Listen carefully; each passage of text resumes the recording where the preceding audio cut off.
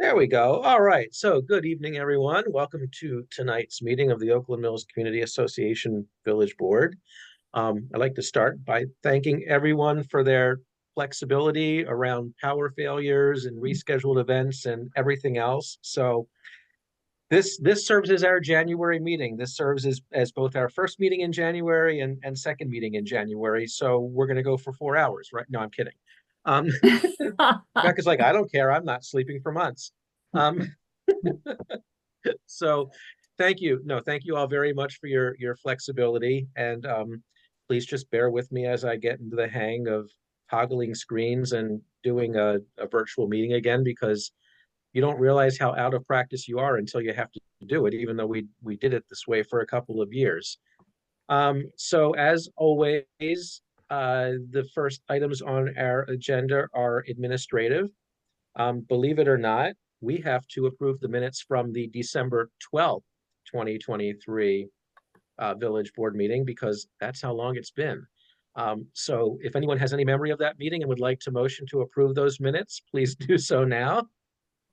All right, I got a motion from Warren. I've got a second from Bill. Is there any discussion of those minutes? All right, all in favor of approving? 1, 2, 3, 4. Char, can you Aye. use it? Okay, 5-0-0.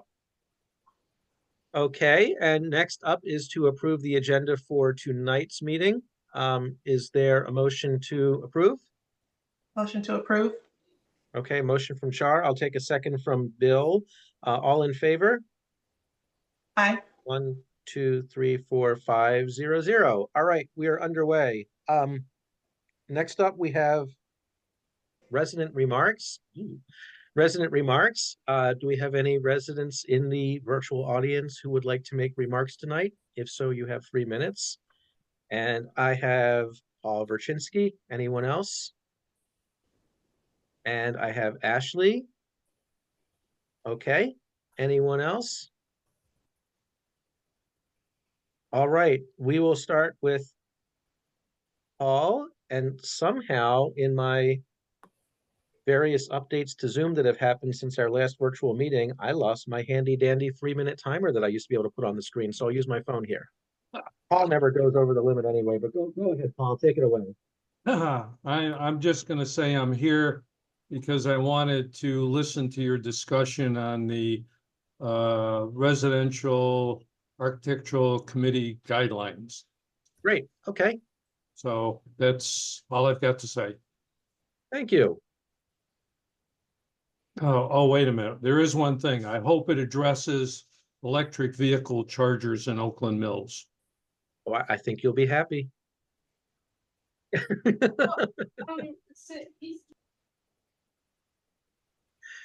Okay, and Ashley. Hey there, everyone. I just wanted to say Happy New Year to you all. Jonathan, I know you sent me over some items. And so I was actually out trying to squeeze in a few vacation days, so I have not forgotten about you. I did get those emails and the C-click fix, so I will be getting myself up to speed and then reach out if I have any questions, and just letting you all know I am here as always for support. Well, Happy New Year, and thank you very much. Okay, anyone else for resident speak out? All right, moving right along. First up in new business, we have our election guidelines review and election monitor committee discussion. And Brigitte, I'm thinking you have the lead on that one. Yes, so first I will do the election monitoring committee because it is short and sweet. So today was the deadline. I had asked people who were interested to submit their names. And these are the names that I received, both reaching out to prior committee members as well as to the community to a whole. We do not at this time have any volunteers for chair. I did ask a couple of people that are on this list. But all in all, we do have a committee. So the committee does have to be approved before January 31st. according to our election timeline, which we will be looking at again this evening, but I did want to present the names to you. And if I do happen to get any other names, I will certainly make sure they're Oakland Mills lien paying residents, but also we'll add them to the list. So ordinarily, you would have shared this last week, and then we would have yes, put on it next week and met the yes. January 31st deadline. Are you saying, I guess we either have to vote on the committee tonight, or we have to, what? Is Well- January 31st an illegal document, or is that just one of our guidelines? That is, I believe, Amy, can you help me out on this? I'm having a memory lapse. I know it's on our calendar, but I do, No, I think it's Feel- in the legal documents. I think it is in the legal documents. Yes, I think you're correct. Thank you, Amy. So yes, I was going to present this as well as the election guidelines last week. But since we didn't have the meeting, so in the past, we can review them, make changes, and we have voted via email if that is something that you would choose to do, but this is where we were at, yes.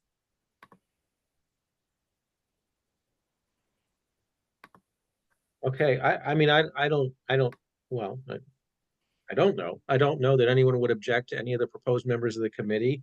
I don't know, with the guidelines, we might be better, discussing those tonight and then seeing if folks want more time to think about it before voting on that. So Okay. does this require two separate votes, or is it one package vote? I don't Oh, two remember. separate votes. It would Oh, be two okay. separate votes, yes. Okay. All right. So why don't we look at the guidelines, and then, members of the board, what I'll ask at the end is what your comfort level is, and then, we'll go from there in terms of whether we want to take one vote, two votes, or no votes tonight. But just understanding, so that we stay legal, if we agree that we're not taking one of these votes tonight, we have to be responsive to the email before the 31st. Okay, so I will then go ahead and share the guidelines, which Amy had sent out, let me move this to the other side, in the package. Most of the changes in the guidelines, there it is. Most of the changes are relating to dates. Amy and I both went through them and updated all of the dates. Amy made a couple of grammar, punctuation changes, things like that. And we did change some of the wording, such as when we talk about the online voting, well, Amy helped to make some of it more clear to let people know how they can vote and when they can vote which way. And then we also just took out the name of the company because we felt like it wasn't really necessary to have. And if we, for some reason didn't use that company. The biggest change, which you'll see in red, is depending on how we decide to proceed with how we will run. I'm sorry, Brigitte, Yes. before you go through that, could you change this so that the view is just one page so it can be bigger for us? I can. Okay, Yes, just thanks. one moment. I have a lot of little buttons up here that I think it's under view. it is. I just can't. You can also just make it bigger, do the zoom thing, and it'll probably take it out to one page.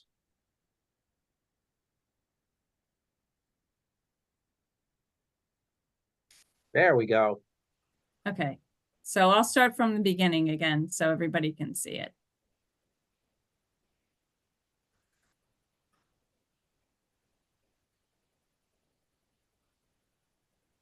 So I said most of this is just changing a lot of dates, making sure the dates are correct. You can see there about the election monitor committee and chair.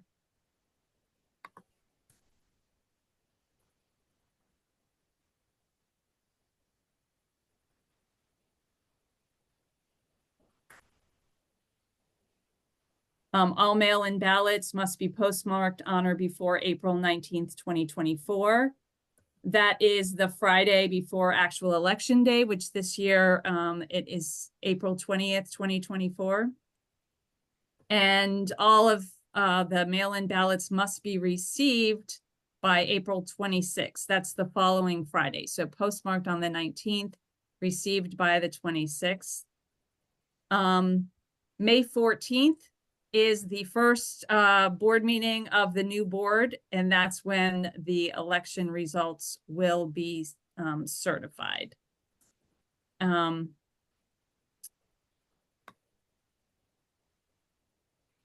This is just talking about what has been instituted by the board regarding elections. So all of that has remained the same from last year.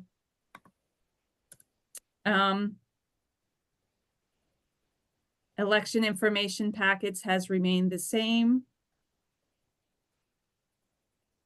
Candidate statements. One thing Amy did point out to me is that, yes, we do publish the candidate statements 10 days after we receive them on the website and in the lobby.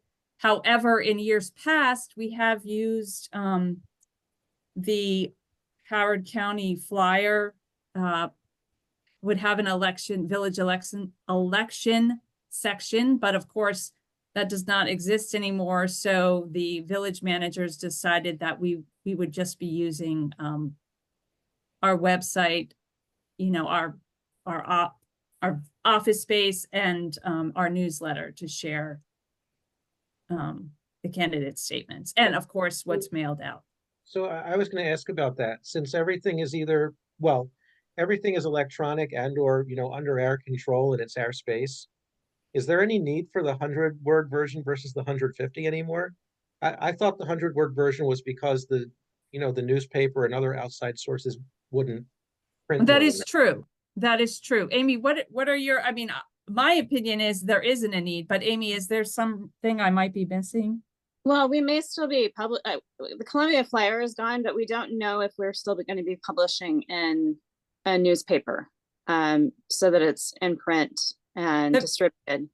Actually, the village managers decided that we wouldn't be putting that Okay. money out. So it would be just in our newsletter and just online. And I'm sorry, we haven't really seen each other for me to really tell you that. But yes. So, yeah, we probably 150 is fine then. Yeah, and then also a little thing under publication, it's A and C, so we might want to change the C to a B. Do you see what I'm talking about? Oh, yes.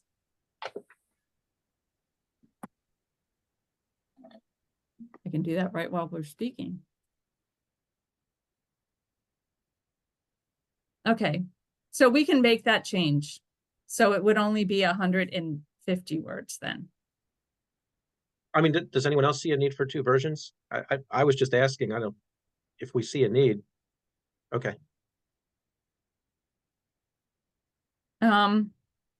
Volunteering on election day has remained the same.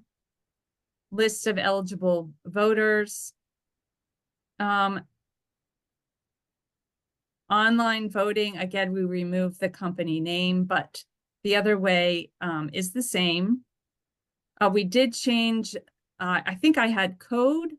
I changed it to PIN because it actually is a PIN number that's provided by for online voting. So just so people wouldn't be confused. And as you see in red, as I was saying, this will depend on how we determine whether we decide we are going to use IntelliScan for all both mail-in ballots, absentee ballots, as well as online, or if we are going to use IntelliScan only for the online voting. However, Regardless of that, because of the issues that we had, a lot of people had last year when they didn't get a ballot, or they accidentally threw their ballot away, or their ballot got lost, whatever the situation was, it was really made clear to me that residents would like the opportunity to be able to get a ballot at the other barn.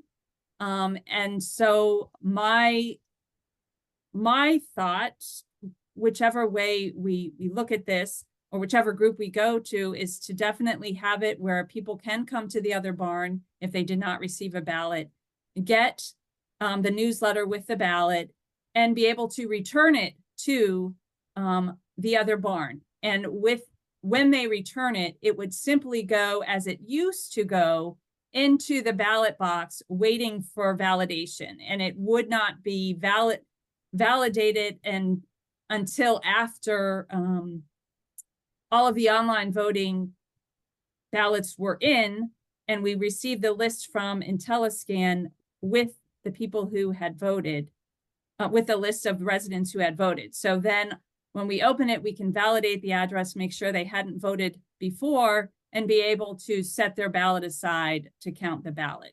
So I am still in communication with IntelliScan as well as with Brown. I do have some information to present to you regarding that, so we can make a decision, but I did want to have that in the guidelines. And I was thinking last week when I would present this, I would be able to show it to you, show you what I was thinking, be able to do the research, have the discussion last week, and then be able to decide, how we were moving forward in order to really put this language in properly and precisely into the guidelines.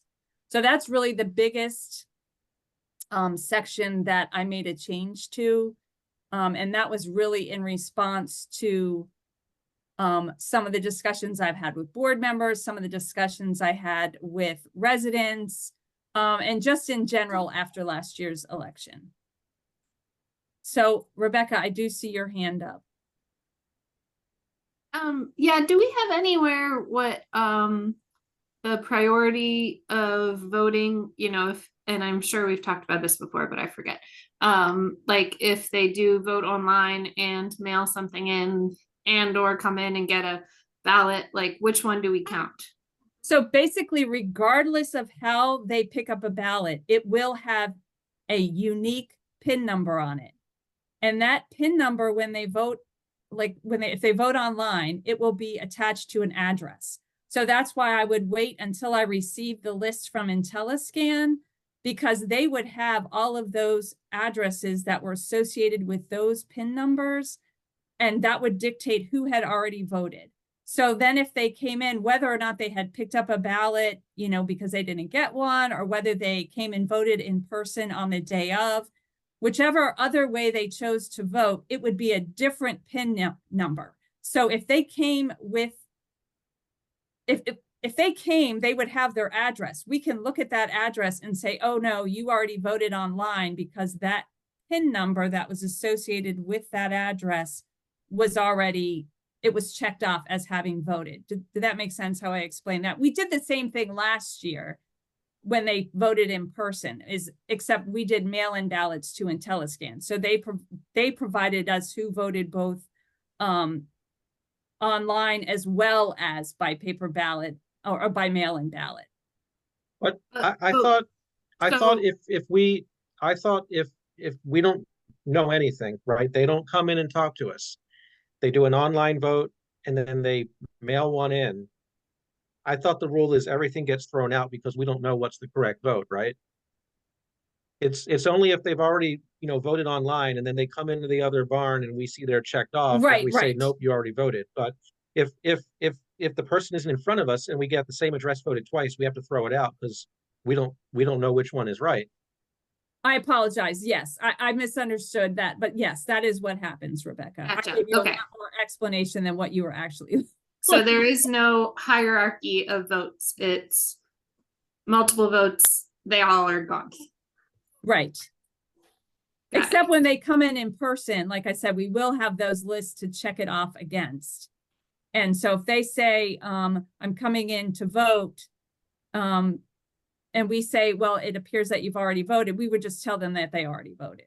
But then they wouldn't be able to cast a second vote because you're not Exactly. giving them another ballot anyway. Yeah, Right. okay. Right. And I remember we wordsmithed that language. Maybe it was just last year. It's in here. It's in here somewhere because we went over the language to make sure we hit all the We did. contingencies. I remember going through that. I just don't remember where it is. I feel like it's up here. Oh, here it is.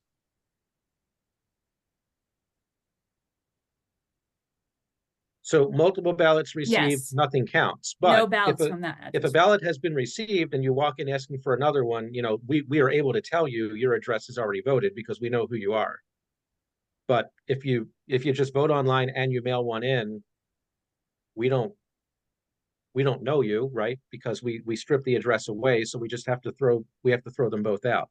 The company will eliminate the electronic record, and the I mail think will also someone get. who, Jonathan, I think what Brigida's saying, Brigida's not gonna know. If you stopped in to pick up a ballot and you had already voted, Brigida's not gonna know that.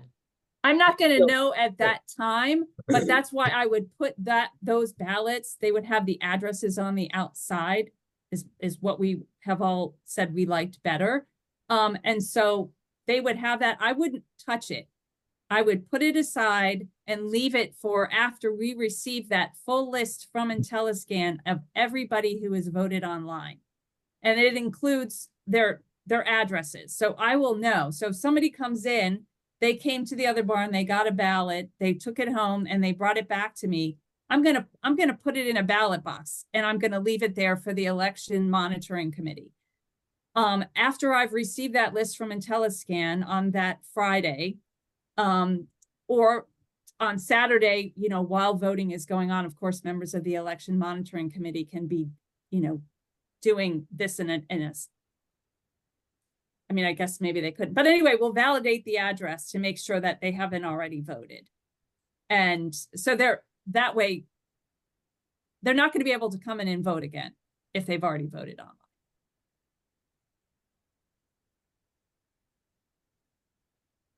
So I hate to bring this up because I think I talked about this last year. So we might be talking in circles from last year. But it just seems bad that we're eliminating a vote because it was sent in twice. I could see me voting online and my wife sending it in on by mail. And that would mean our vote wouldn't count. And I was just wishing there was a way to get around that, like at least take one vote. Any thoughts on that? Hello? Well, I'm I think that this is, I hate this time of year because this is what we're forever going to struggle with. If we want as much anonymity, we can't have it both ways. We either get as much anonymity as possible, or we're going to have to know more about who voted and how they voted to figure out what to keep and what to toss, right? The bottom line is, to me, if you get an electronic vote from an address and then later you get a paper ballot turned in from that address, the question then is which one do you keep and why? And if somebody's got a great answer for that, I could be persuaded, but which one's valid? Yeah, I understand the point. We'd like one vote per address to count, but then the question is which one do you pick and why? Well, how many did we throw out last year? How many votes didn't count because people double voted? I actually don't have that number, but I don't believe that it was very many. And I say that only to say that when you go online and vote, well, once you vote online, obviously you won't be able to use that same PIN number. So one household gets one newsletter, one vote. So they go, they vote, they use the number. So if they mail in a ballot, whether they would mail it, if we choose for them to mail it to, through the Wild Lake address, which eventually comes to us, how we've done it in years past, or we choose for them to mail it to IntelliScan and they regulate it. Either way, if they try to vote again, it's going to knock the other one out. But whether that's the way it's set up, basically in the formula. Brigida, did you say that if someone comes in to pick up a ballot, because they didn't get one in the mail, so they haven't voted, they come in to pick up a ballot, the only way they can vote is to just drop it back off at the other barn? Is that what you said? Drop it back off, yes. Okay. Yeah. Because the ballots that we will have at the other barn, they will not be attached to an address. So the only way we will know their address is like how we used to have it in the past, where they wrote the address on the outside, whether they were the owner or the tenant, and then they had their signature. That's the way we would. And again, I'm not opening those up. I'm literally setting them aside for the monitoring committee to validate those addresses. But you verify that is actually that person's address, right? When they do that? The election monitor committee does. No, I mean, like, I could come in and say I live at, actually, I don't know Warren's address off the top of my head, but I could come in and say that I live, at a different house and then fill out a ballot and you wouldn't know any better. I will, because I will know the names of the people who live at that address. Okay, that's what I was saying. So, So and- you and do so- verify that person is that Yes, address. we have both lists that are provided to us by CA from their list that they have for people who pay dues, right? So they provide us the most up-to-date list that we have, and it's provided to us both by address as well as by name. So we can cross-reference. Now, some of it is, we would hope that people who are signing their name on the outside of that envelope and signing that they are the tenant or the owner. Obviously, we have to believe that people are going to be trustworthy, but yes, we do have a way of validating both name and address. Oh, but you don't look at like ID or anything. Well, on election day, we do have that. We look at ID. Many people present it to us. Yes. So on election day, we do look at identification. But not to get a replacement ballot. No, if somebody comes in to get a replacement ballot, they're just coming in to get a replacement ballot. It's when they turn it in that it would be validated. Anybody could come in and they could come in and get 4 replacement ballots if they kept on losing them, so they said. But we are gonna, when they fill out the envelope that has their address and name on it, listing whether they're the tenant or the tenant or the owner, we are going to know that this is in fact the person. But like, I know Karen's address, so I could come in and say, I'm Karen Emery and I live here, and fill out the ballot, and I can invalidate her vote by pretending. You could. Yeah. And so, if it's,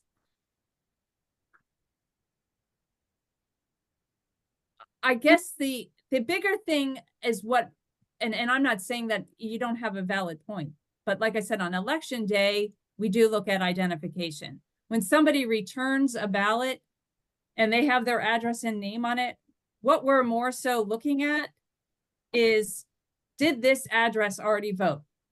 So yeah, you could say that you're Karen Emery and list her address and sign it. But again, some of this has to go with the honor system here too. Like, I mean, I get it. You want to be as secure as possible, and I'm not counting on that honor system. But if you want me to have people show me their ID when they come in to drop a ballot off,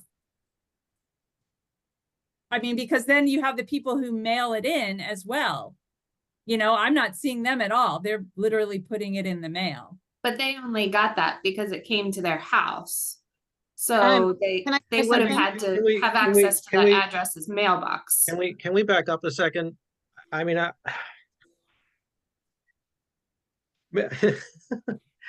don't know how to start.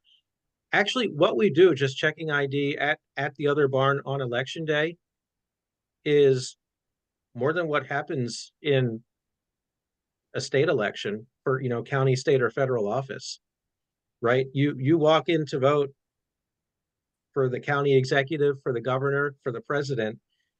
You tell them who they are. They take a piece of paper. They say, is all this information correct about you? You say yes, and you go vote. And I mean, basically, that's an honor system where you've committed fraud. So, how much, not to insult our positions, but how much more stringent are we going to be than that for a village board? They don't check ID on voting day? Have No, you never No. noticed this? Not No. at all, not at all. Oh, No, So I I'll- always have mine ready and they don't always check it. Another, They another never thing- check it. So let's I get don't. I back don't to think. the, I think it's. I don't think they can legally check it because They cannot, you they cannot. can Yeah. you can legally vote without any kind of valid government ID. It's still your right to vote. correct. can I say Yep. something? I'm I not don't know muted. who's talking, but yes. It's Amy. Amy, so the thing about the coming in to get ballots and newsletters, we have always had them on hand, even when we did it the old way. Because people didn't always get it at their address. So that's something Yes. that we had in place for a long time, actually. So the I question, mean, all I'm saying is, we're worried over these other, little scenarios that make up probably the minority of our voters. Meanwhile, for, what we do for people coming in on election day is actually more than, what the government does, for electing our, the leadership of our county, state, and country. So, if anything, someone could come at us and go, why are you requiring this for, a little village board when I can vote for the president and not have to prove who I am? So I don't know how much further we want to go down there. I just want to sort of set the context of where we are relative to what I would consider, more important offices than village board. Again, not to insult any of our positions here. Warren? so if getting back to the eliminating votes because of double voting. The question was, how do we base a hierarchy on that? And I would think, electronic voting is the first thing that's counted. Is that correct? And then you Yes. go. So I would make that our number one choice. And then I would go with mail ballots because that's the second thing we count.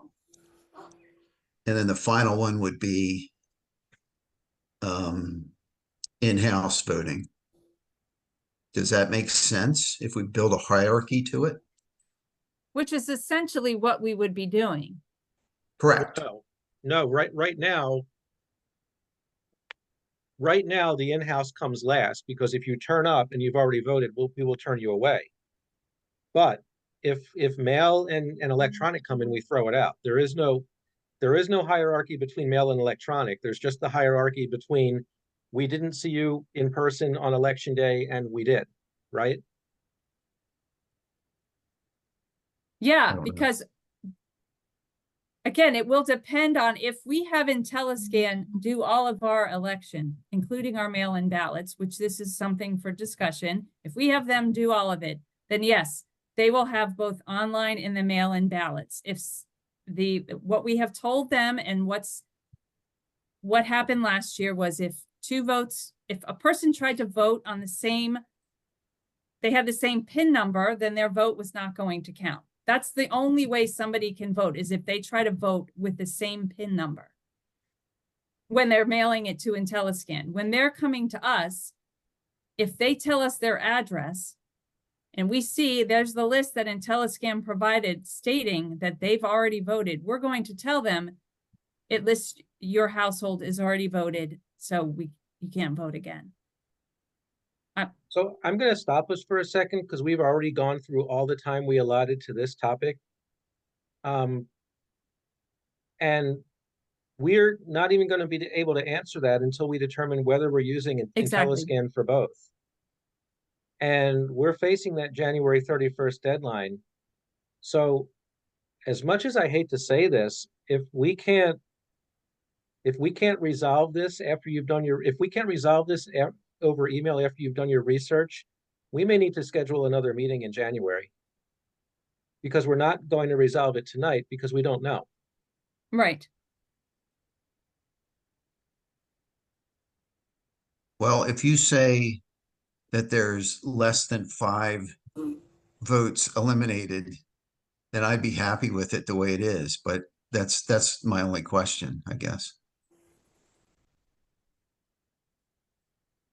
And that doesn't have to be decided right now. We could just decide later. But if it's less than 5, I think I'd be happy with eliminating just those small amount of votes, but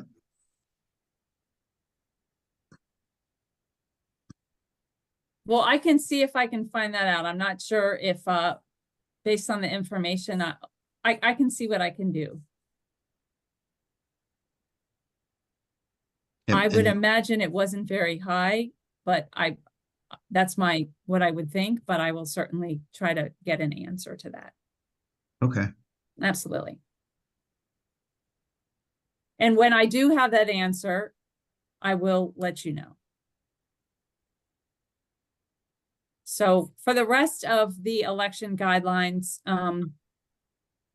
everything else is the same and based on how elections, like I said, change of dates, change of, that's pretty much it, but everything else is just the same.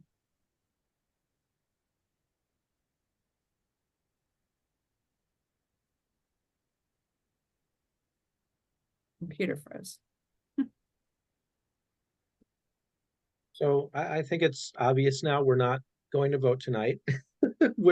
We will hope to do it by email, but we might, we might all need to jump on something for 10 minutes before January 31st if we can't resolve it over email. Okay, Another suggestion, I know I gave this one last year and you tried, Brigida, and you did start earlier. And this is ultimately my recommendation to you because as the village board, we can't determine what the next board's going to be.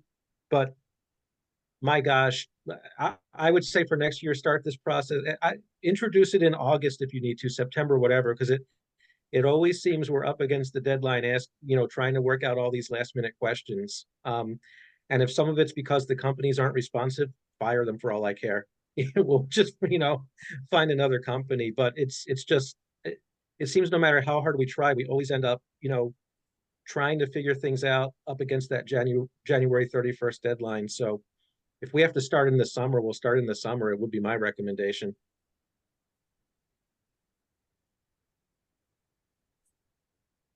Given we always end up canceling a December meeting and sometimes November if it falls before Thanksgiving and all the other stuff that happens. Maybe I'm going a bit too far when I say summer, but September, I don't know. okay. I will try my best. Is now when you also wanted to talk to us about the 2 companies, or is that No, come in? I Is that in your will, report? I was gonna come in during my report, yes. Okay. All right. Okay. So our other item of new business is to introduce us and introduce to us Adrian Thomas, who is the new Strategic Outreach Coordinator for the Office of the County Executive here in Howard County. And, Good evening, oh, there you everybody. are. How are you? Good. How are you? I'm doing well. As you stated, my name is Adrian Thomas. I just started with the county exec's office. This is my 3rd week. I was replacing. I don't know if you're familiar with Joanna Chen. She was very instrumental in meeting with the village boards as well as Paul Thompson. So now I've just added to the constituent services team. So anything as it relates to your particular village board or any HOAs related to your surrounding areas, they would all report their issues directly to me as it relates to the county. If there's any resources that they need, if there's any community issues that they're having, they can kind of filter through me and I'll get them triaged to the correct department. If it's a parking issue and I need to send it to the police department, or if it's something with county roads or anything like that, any resources that you could possibly need. If I don't have the personal answer, I can triage it and send it to the correct department that can help resolve your issue. I just a little bit about me. I've been with the Howard County Police Department for 14 years. I just actually left them 3 weeks ago to come to Executive Ball's office. So I'm really excited to work with you guys. And if you have any questions of me, Miss Warren has my information, so she can get in contact with me at any point. That's my Thank 10-minute spiel. It's very nice to meet you. And You as well. actually there are a few issues of importance to the village that we would like to begin following up with you on. Okay. You know, interesting that you mentioned, you know, county roads. So one of the things we've really been looking at and concerned about is just, you know, the general safety of the roads within Oakland Mills. You know, some of that has to do with just, you know, traffic safety, you know, issues with speeding, running stop signs, things like that. But there's also a lot we've been pursuing, and Brigida has like a whole history of various letters and communications around some of the infrastructure, and especially there's been a lot of concern raised, not just by the village board, but also by, you know, residents who have kind of organized grassroots campaigns about issues with, really, I would say the whole length of Stevens Forest Road, you know, from where it begins in Broken Land all the way to where it ends at the village center. And, you know, for various different reasons, whether it's the design of the roundabout, whether it's the placement and visibility of crosswalks, whether it's the streetscape that still hasn't happened in front of the village center, and the width of the road, you know, the four-way stop at Santiago and Stevens Forest. So, like I said, Brigida has a whole list on that one Okay. that we'd probably like to go over with you, because we're Sure. trying to get, you know, basically everyone who's involved with traffic, you know, whether it's the, you know, traffic division of the police or the Department of Public Works or anyone else, to sort of get together and have a comprehensive conversation about that. We'd still very much like to pursue that. Okay. Um, Another thing that probably Bill and I will be in touch with you about is, we've been looking now for a couple of years about the issue of how some of the um, some of the condominium and townhome communities in the past in Howard County were developed to where the developer decided not to have public county roads, and instead had, you know, basically developer provided private roads, except, now the infrastructure has broken down to the point where those communities can no longer afford, you know, basically what's going to amount to replacements of those roads. And we were actually, Bill and I were working on a document leading up to this meeting, you know, looking at, we know to roll out a program throughout the county, there's state enabling legislation that's needed first, because we've been following that in the state government. But, you know, also we were interested in having conversations about whether it's even feasible to have, like, you know, a pilot to test that before there's state enabling legislation, you know, because we have some here in Oakland Mills that are just, you know, crumbling, and they can't raise the funds to fix that infrastructure. So it's, you know, it's become, you know, less and less of an aesthetics issue, and actually more and more of just a livability, you know, quality of life and safety issue, as those private roadways that were allowed, you know, way back when, are allowed to crumble. And I don't know, folks, anything else sort of at the top of the agenda that we should prepare Adrian for some future outreach and discussion? And I am taking notes. But if you have anything separate, like a separate document you guys have already started, and you can send me, that'd be Okay. great too. Yeah, so Bill and I are going to send you that second thing I talked about. We were Okay. exchanging some edits back and forth. In fact, Bill, I think I owe you another email reply. I see something in my inbox now. Sorry about that. And, you know, like I said, Brigida and I can work on, you know, kind of sending you that whole, you know, package around the various issues along Stevens Forest Road. And actually, Warren is the chair of our public space committee, so he's on top of that as well. So between the three of us, or among the three of us, we can make sure that we get everything on that over to you. Okay. There was a discussion about Jonathan had noticed that on Broken Land and North Cradle Rock, there's being that intersection is having some work done for pedestrian safety. And we were hoping that you could also look at Stevens Forest at that same, at Broken Land as well, because that's just an extension of the pathway, because there are curb cuts on either side of Stevens Forest, but there is no crosswalk there, and that's directly people that are walking north on that pathway would have to cross Stevens Forest to get to the bus Right. stop, and we were hoping that could be looked at Okay. since they're already doing work at Cradle Rock. Okay.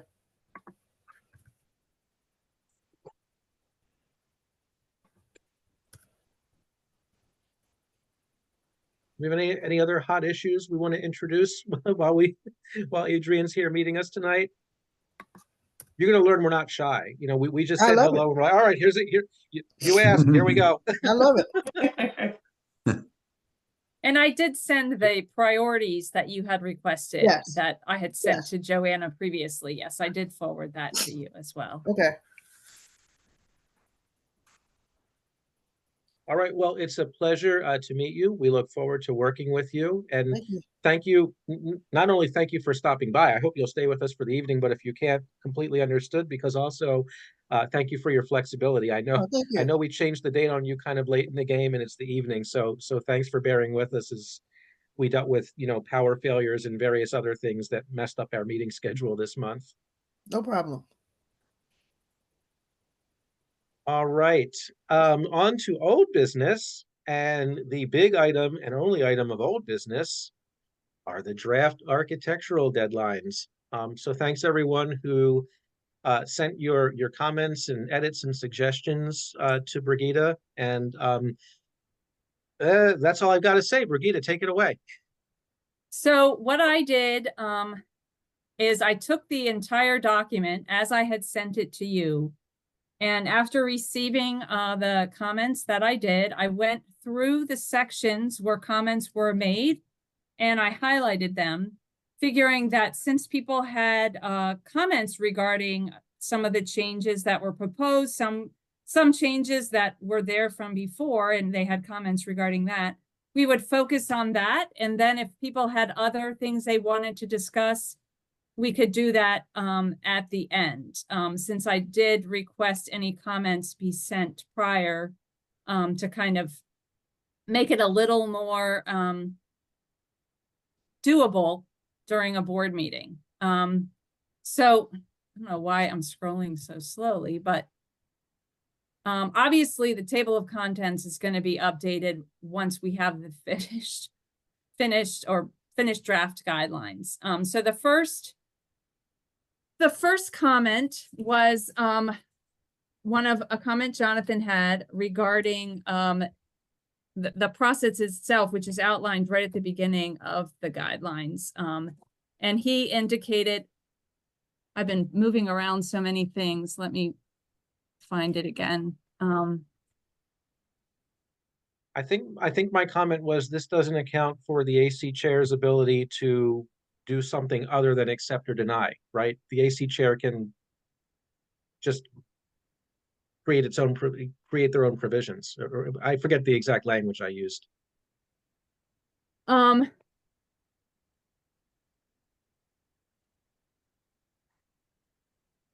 So I'm sorry, I apologize.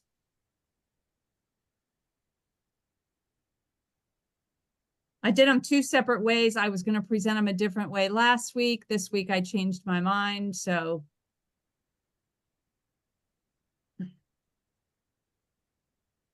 Your thing was later it says AC chair or member or AC member. That's what your question was in that area.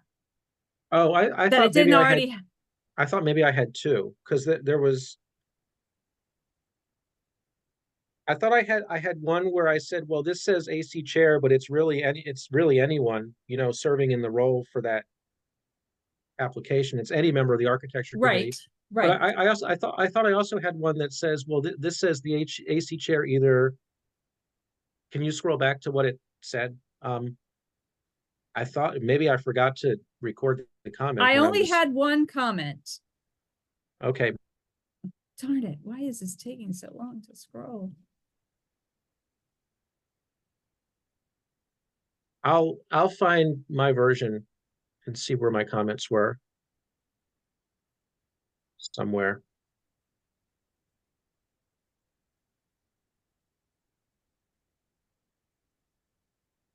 Well, anyway, yes, there was that.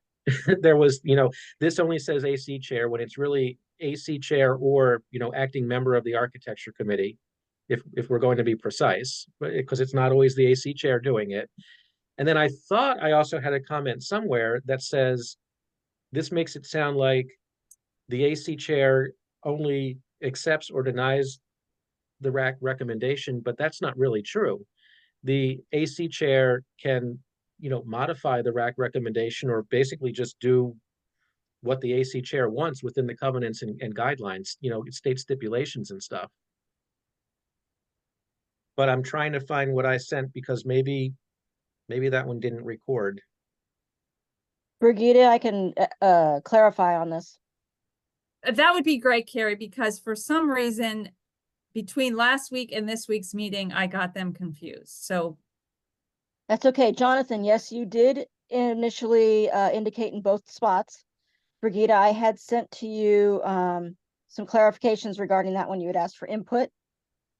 And I know I sent to you information addressing wording for both of the locations that Jonathan is talking about.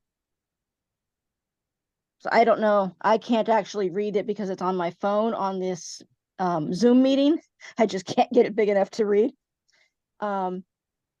If you updated with the items that I had sent to you, addressing Jonathan's input, then you've covered both of the things that he's talking about. Does that make sense? Somewhat, but I'm still not finding the other comment Jonathan had. I have your comments and it says in response to Jonathan, page 1, the RAC meets twice a month. The And it RAC says makes recommendations to the AC regarding whether or not the alteration should be allowed. correct. And then the other part was regarding the AC chair. You said to replace with the following: an AC member will review the application and the RAC recommendation and may approve as submitted, approve with stipulations, or deny the application. And then the paragraph continues. All right. Well, here was my comment. I found my document. So my comment on what you have highlighted was, should it say AC chair or voting board member to whom the chair has delegated authority? So that was that first part you were talking about. And then the second part of my comment was, this also doesn't account for the AC chair or delegates' right to approve with stipulations beyond what the RAC recommended. And that's why I said an AC member to cover that. You don't have to indicate in extra verbiage that the AC chair has delegated that information. An AC member is by definition a voting board member. Jonathan, Right. do you mean you think it should say if the AC chair denies an application or approves with stipulations, the decision can be appealed? Because in both those scenarios, it could be appealed, right? It's not just deny or approve. Yes. Right. And I wrote with Brigida, which I don't know if she got it in there or not, was if the decision is other than approved as submitted, then the applicant may appeal the decision to the full AC, whose decision is final and binding. Yeah, Brigida, it looks like the version you have up has the highlights for where we added comments, but it doesn't have the suggested edits that would address those comments, is I think the problem we're having here.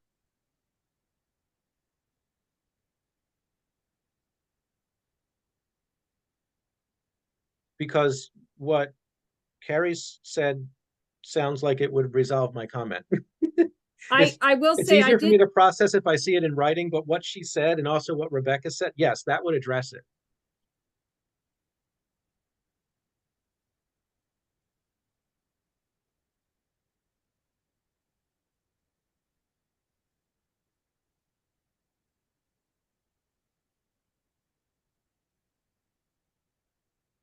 I'm not ignoring you. I'm trying to find the know. documents that you're talking about. I think I was I had too much time to be too organized, so therefore I got all messed up.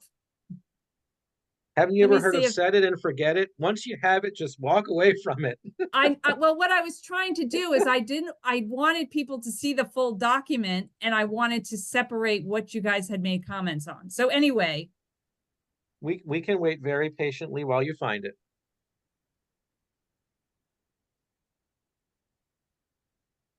okay, this is what I had sent to you as an attachment.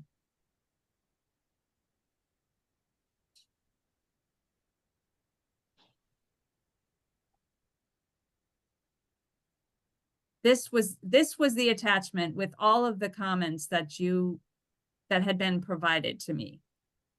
And so the first section, and the reason why I broke it down is because I was trying to go through the document as a whole, as opposed to by each person's individual comments, but here we are. So we're looking at the email, not the attachment in what you're sharing.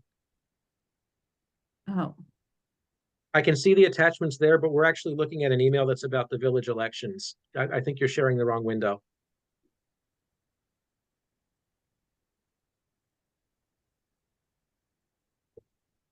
geez Louise. Okay.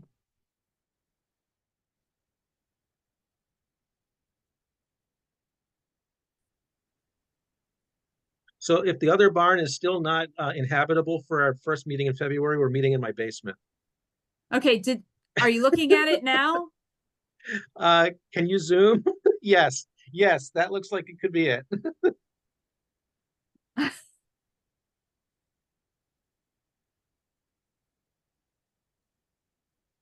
I'm zooming. So I'm not.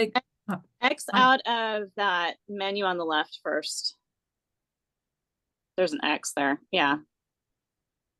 And then you see the zoom over on the right. Yes. On the okay. Thank you. Okay, so these are all the comments, which Jonathan, I still don't see the other one. I did not make the changes that Carrie suggested because I wanted to focus on, I thought the board would want to have discussion based on the comments. Carrie, it was nothing against you. It's just, that's how I approached it. So that first comment I can see in my copy, it didn't somehow make it through, I guess. Because we're later in the document here, right? yes. But I have the suggestion. Carrie provided it, nice email. So I have what Okay. she stated. So that has been written down, what you and Rebecca suggested. Okay.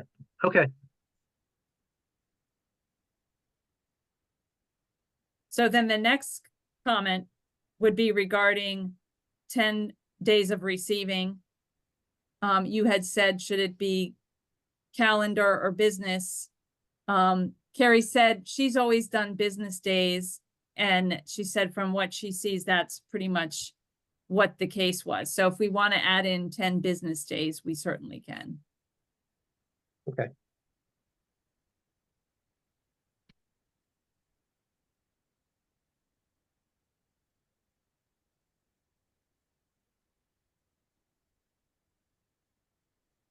The next comment was in the very first section relating to air conditioning. And Carrie, I know we talked about this. She said that we struck a whole house because there are new options such as mini split. And she said, maybe what we should say is no app is required for non-window mounted air conditioners. That would work because even a mini split is still going to have the outdoor units on the ground.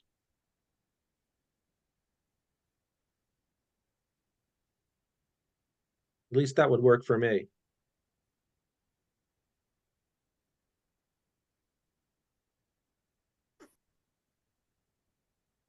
So just some background that these suggestions were put together, as I've mentioned before, by a committee made up of community members, RAC members, the Covenant team. So when we went through this, we had kind of all angles, those who look at the applications being the RAC, we had community members who kind of have been, you know, paying attention and are, you know, involved in the community. We had the Covenant team who deals with this all the time. And then I kind of was the liaison between all and kind of kept track of all of the changes along with Karina, who kind of helped me do it. So all of the red strikeouts obviously are what the changes were proposed, and then the comments that we're talking about are those of what the board. When I got your comments back, I sent them to the Covenant team, figuring they would look at them. Carrie provided me with some comments, as did Karina. So that's kind of where we're at. And again, we will meet on Friday once these are all discussed, along with Jonathan as the AC chair, to kind of put all of these together. And we will, at that point, that's what we will present to the public for comment. So moving on. Again, Jonathan's comment relating to the basketball court. If we strike this, corner lots could have a basketball court on the side of the house, but also facing a street. We have left notes about facing a street and other guidelines. See attic vents and air conditioners, for example. So open for discussion, thoughts. A basketball court should not face the street. Isn't that where they should face so you can play basketball? This is talking about permanent basketball. This is a permanent court. Yes. Like, you know, Like creating your yeah, own. creating a new yes. court. Yeah. Gotcha. Not just a basketball hoop. Yeah. Correct. Gotcha. Okay. So my point in this was, it was still important for us to say facing the street for other things, but for a basketball court, we're striking that. And I wasn't sure why, because if you have a corner lot and you stick it on the side of your house, it's still facing somebody's street, just not your street address.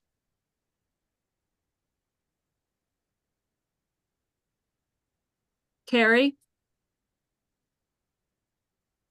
I'm trying to remember exactly why we Our struck it. conversation, yeah. The phrase "not facing the street" in other guidelines, facing a street is an aesthetic issue, meaning it's recommended that it not be where it's visible. With a basketball court, I seem to remember historically that facing the street had various meanings. We can leave it there if we want to. But I mean, I'm not entirely sure. Ironically, I'm not sure what facing the street actually means when you're talking about a basketball court. Does that mean that you're not throwing towards the hoop? Does that mean it's not on the side of the house closest to the street, which would be a complete contradiction to basketball hoops, because a basketball hoop is often on a garage, can be mounted to a garage, in which case it is, of course, by definition, then facing the street.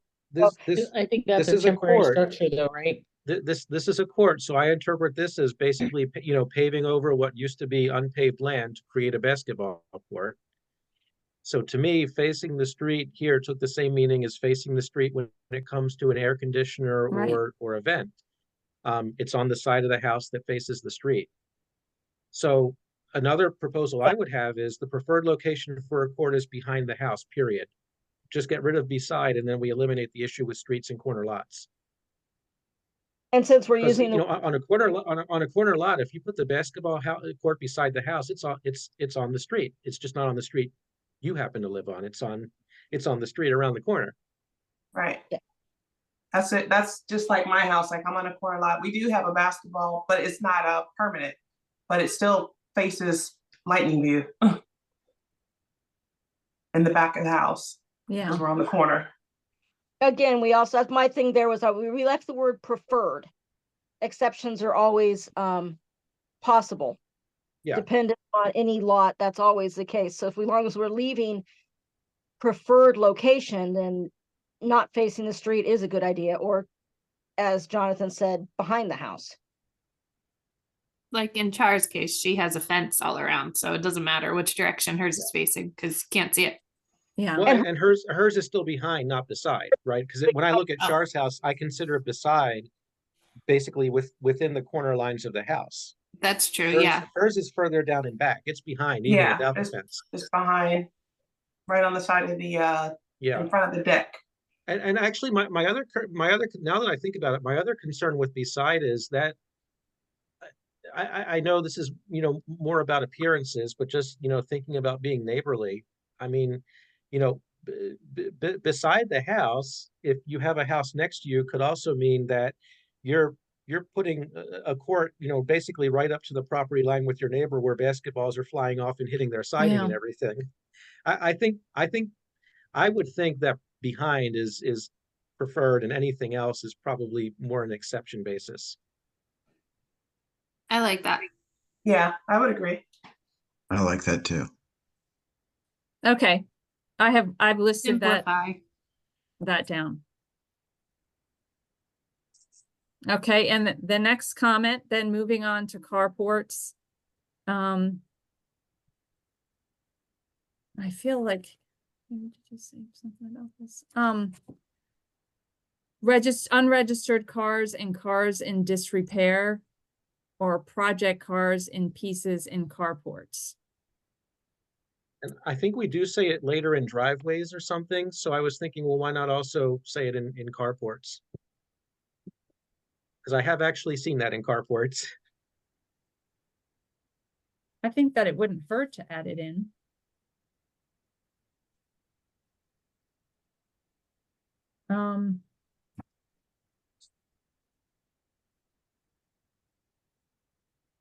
Yes, it is listed under driveways, so.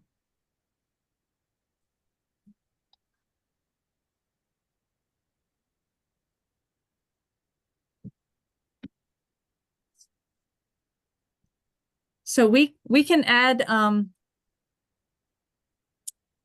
language in there. I can work with Carrie and Karina to add language. Or just the language that's under driveways is where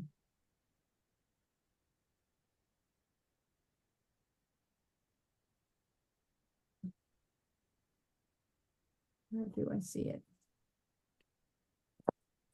One thing we might do, so we don't have to make sure that language stays consistent every time we update the guidelines, is just leave the language in driveways, or leave it in one place and then refer back to the other guideline, for that language. And that way Right. we don't have to make sure it's always consistent. We don't have to check it for consistency every time we change something.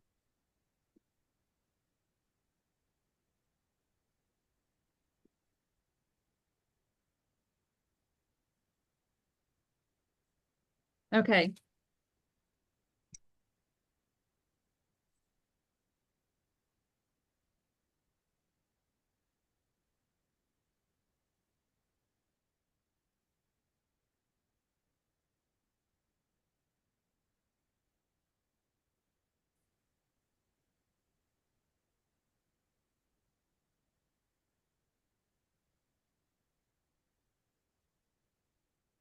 Okay.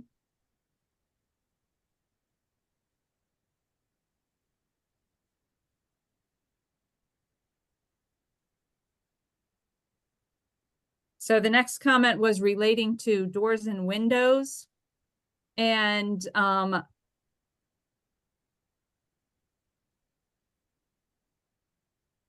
Carrie's suggestion, as well as Karina's, was to keep the existing windows indoor, like keep the line in there.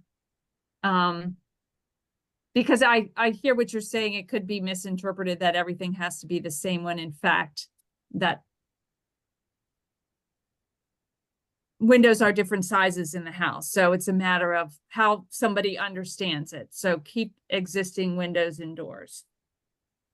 To Yeah, that just makes- add that yes. back in. Yeah.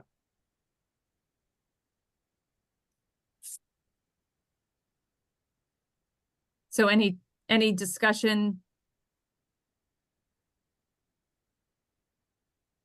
I can't see Looks people's good. hands, so I apologize if you raise your hand. I can't, I can't see them, so I'm not ignoring you if you do. Looks good.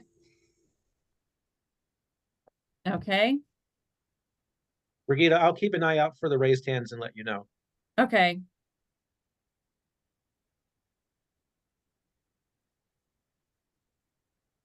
So this was a whole discussion that we had both, and this kind of goes with Rebecca's comments, a comment that Rebecca had, as well as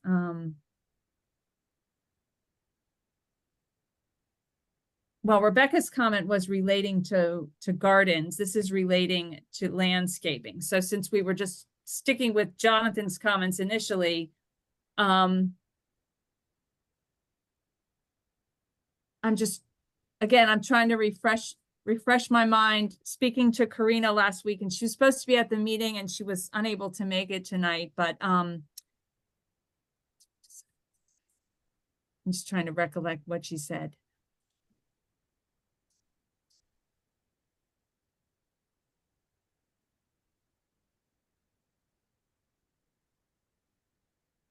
We're making people get approved for rain gardens? Yep. They do have to be approved, yes. They're Yeah, we not. always Go ahead, Carrie. we always have. That's not new.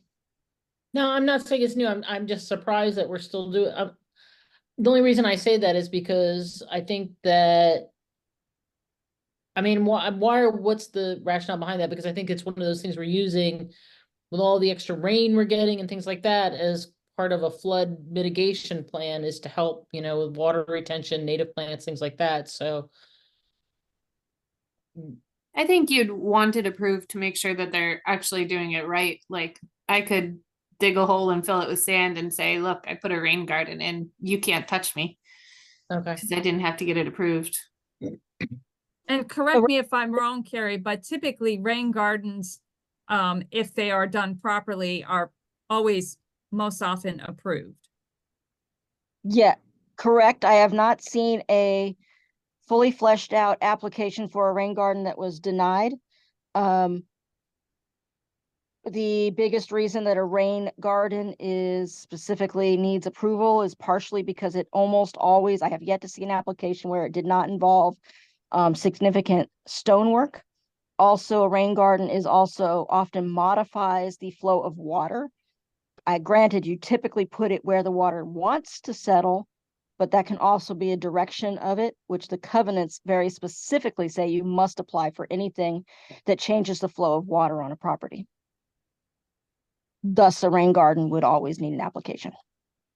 Also, when applying for the rain garden, the effort of going through finding out what's needed encourages the homeowners to understand that a rain garden isn't a dig it, plant it, and forget about it. It is something that requires regular maintenance to keep it in proper working order. So Right. all of them contribute to why a rain garden still requires an application. Okay. So Jonathan's question is, how do we distinguish landscaping from a pollinator or native garden, as we've decided to specify in the garden section?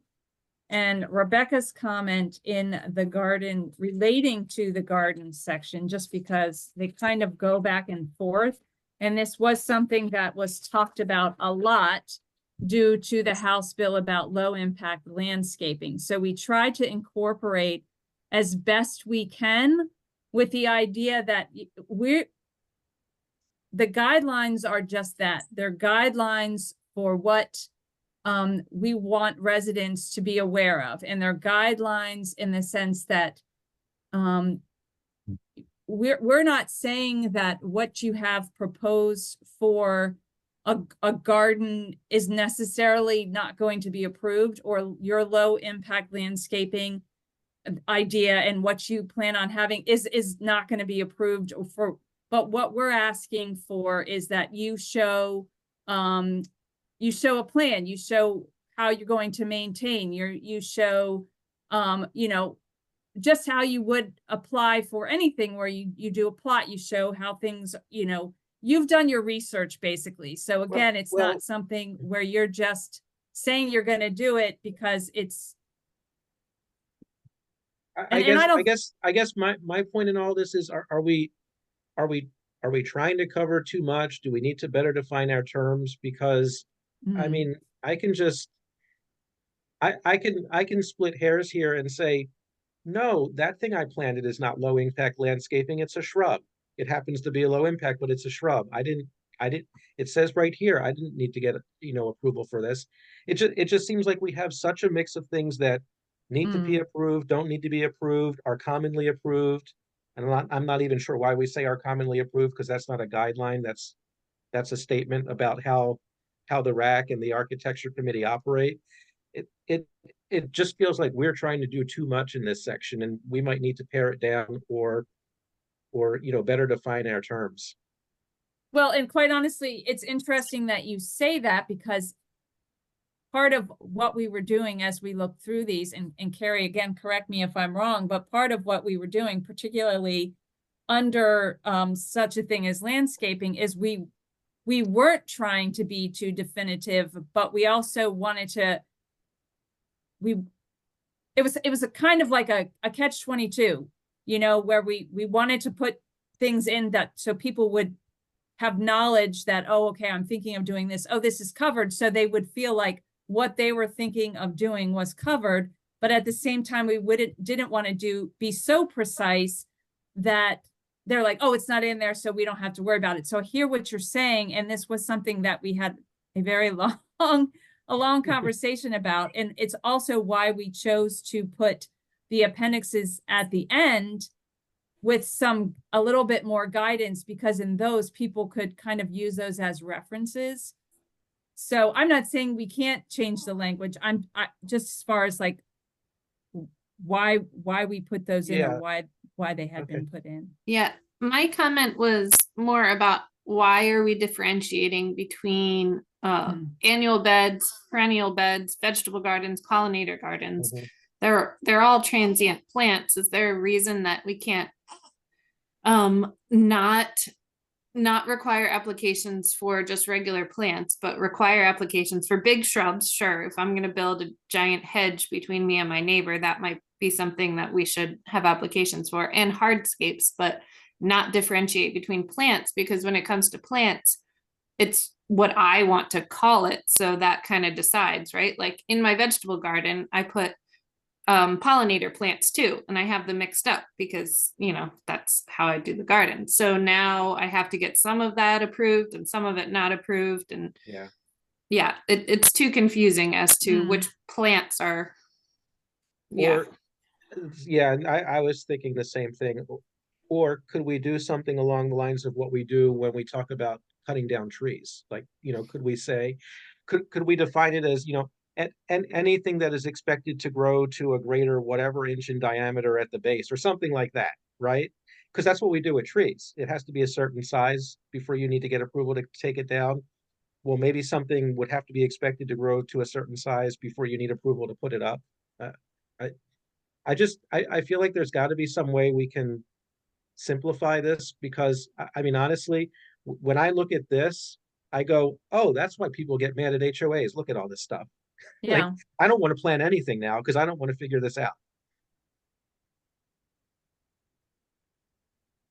Carrie, as someone who's done the application process for many years, and somebody who also does the, you know, LOCs and enforcement, is there a reason why there was more specification in it, or is that just how it was put together last time they were redone? When I first started doing this, I had a question very similar of, well, what's the difference between planting a vegetable garden and what's the difference between planting other plants? It's one of those bits of that a vegetable garden, it was explained to me basically that the vegetable garden grows, and when it's done, it becomes very unappealing aesthetically. I don't know, but I would be happy to maybe talk with Karina over this week, and we can come up with verbiage that might be more broad and general, or how we want to do this. I think the concept of what Jonathan has said about setting a limit of if it's something that will grow beyond a certain size is taking and completely overhauling the landscaping from basically from ground zero. That comes is that something we're going to be able to do for this one, or how do we want to deal with it? Like I said, I'd be happy to come in, work with Karina maybe tomorrow, assuming we're able to open, and see if we can come up with wording that would be taking that concept into play, coming at it from that direction. Okay. Does that sound okay? Sure, fine with me. Rebecca? Sure. Okay. All right, so we'll look at that and see what language, and maybe look at past guidelines to see, you know, when exactly it changed and how it changed. I can do that. Yes. Moving on to the next, Jonathan, I see the numbering is off. The numbering is more than off probably, and a couple of them there. There was a lot of moving and changing. Moving on to lighting. Oh, I will fix the numbering. I certainly will once we have the all the changes have been accepted, etc.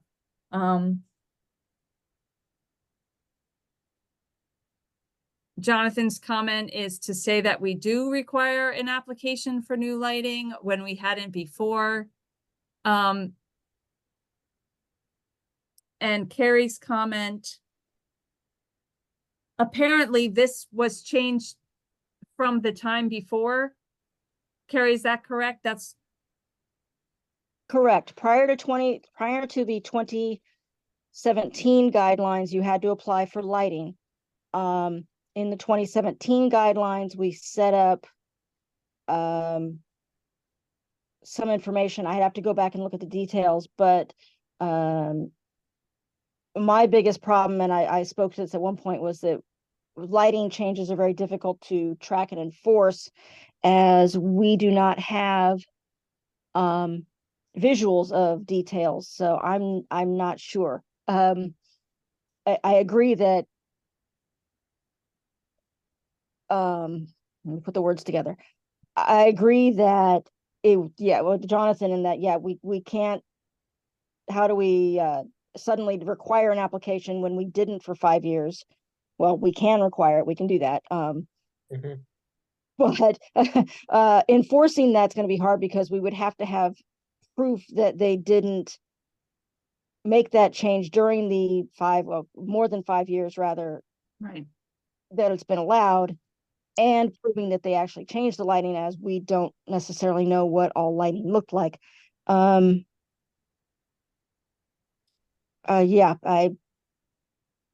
think in my personal opinion during the discussions was I didn't feel that we should suddenly decide to require a lighting application. And since we did lay out guidelines of what we suggest for lighting, it's in there. Well, and because we still have that in there, my other issue with this was, if you were to accept all the changes and read it with red, this would read as if an application required for new lighting that meets all the criteria we want. So if I put up a very invasive, intense light, I don't need to apply, right? Because it says an application is required for lighting that, you know, that's all these things that we want. So it's another one where I think the whole thing, if we're going to change and do a 180 on where we were before, the whole thing would have to be re-examined. We say what we really mean, we intend to, you know, to review and approve.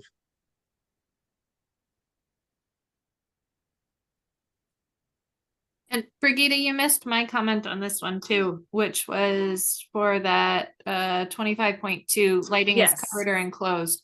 From a light pollution standpoint, I think it's really important that we include some wording that says, and this is usually a state law too, but for state lights, but the installation of shielded light fixtures that emit only downward light. As somebody across the street from a very bright light fixture that shines in my children's window, because it points outwards and not downwards. Well, if I it shines also through feel window- this from a personal point. I didn't forget you. I have it listed here, Rebecca. Oh, okay.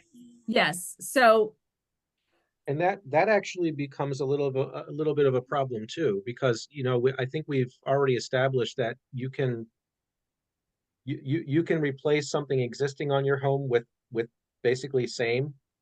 And given when these homes were built, a lot of those lights that cast in weird directions were were what was installed. So I think again, We I have think to be able to change the it gets into guidelines the at some point. complexity of, yeah, but to Carrie's point, it gets back into that complexity of do we have enough details on the properties to know when a light has been changed? And the answer is generally for most properties, the answer would be no, but that is why 25.2.2 is in there, and it has that some iteration of that has been in there as far as I can find back, that says that lighting is not to be invasive or directed at adjacent properties.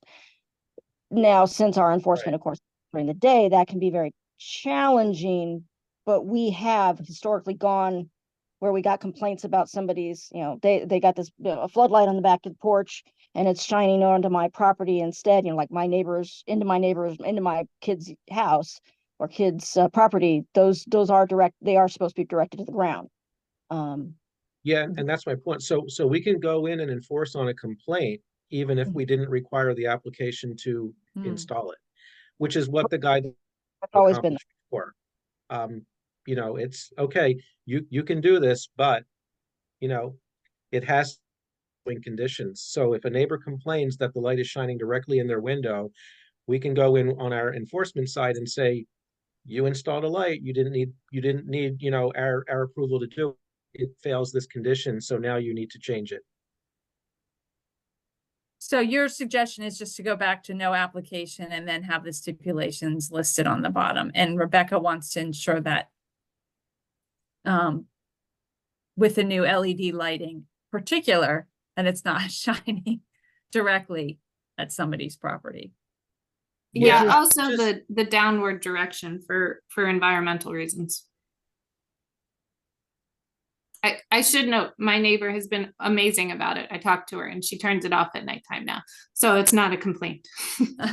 Just, I can see how it would be a difficult situation. Yeah, And that's why I'm struggling to see how else we're going to handle this outside of the individual complaint process, because we're basically going to now ask the RAC to, because this is supposed to be approved before anything's installed. So we're going to ask the RAC to look at a light fixture and kind of guess at how intense the light will be, how far it will cast, beyond the property boundaries, all that fun stuff. I don't think the application process is going to work. But the complaint process can, because if we get a complaint, okay, we know that address, we can go out at night, we can look at what's happening, we can see if it checks out against our guidelines, and if it doesn't, we can send them a letter. Yeah, I'm okay not having an application as long as our guidelines have all the rules that we want followed. Yeah, and I'm all for adding rules if we need to, because I agree that there is no need to cast light out into the atmosphere. That accomplishes nothing but creating light pollution. Okay.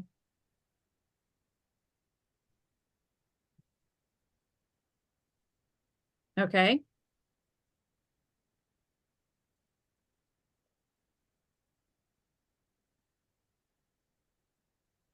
this is a big discussion, and Carrie and I had a discussion about it as well, and I guess it was a big discussion point the last time the guidelines were reviewed, and that's regarding cul-de-sacs. And keeping them maintained. So one thing about the maintenance section, as you see, that we are going to move it to the beginning of the guidelines. And the point with that is not as guideline 1.0, but even prior. And again, Carrie, correct me if I'm wrong, because we talked about this a while ago. So move it to keep that part in there, 26, where it says section 6.01 of the Oakland Mills Village Covenant states. Have that part in there about maintaining according to the covenants. But the specifics relating to all of the things starting with 26.2, that we were going to move up to either the beginning or the appendix, so people could look at it and say, okay, this is some of the things we're talking about. This is some of the things you're talking about. And in that, of course, you get into the issue of, well, they didn't mention this, but they mentioned this. So if they didn't mention this, well, that's not part of maintenance. So that's why we decided to take all the specifics out of the exact guidelines and move them to the appendix. So that's a little background there. And so relating to the cul-de-sac, maintenance of the cul-de-sac islands is the responsibility of the residents. So if I understood correctly, there's not really any way to enforce this, to your point, Jonathan. And that is what Karina mentioned to me. Now we have the, cul-de-sac funds. So I feel like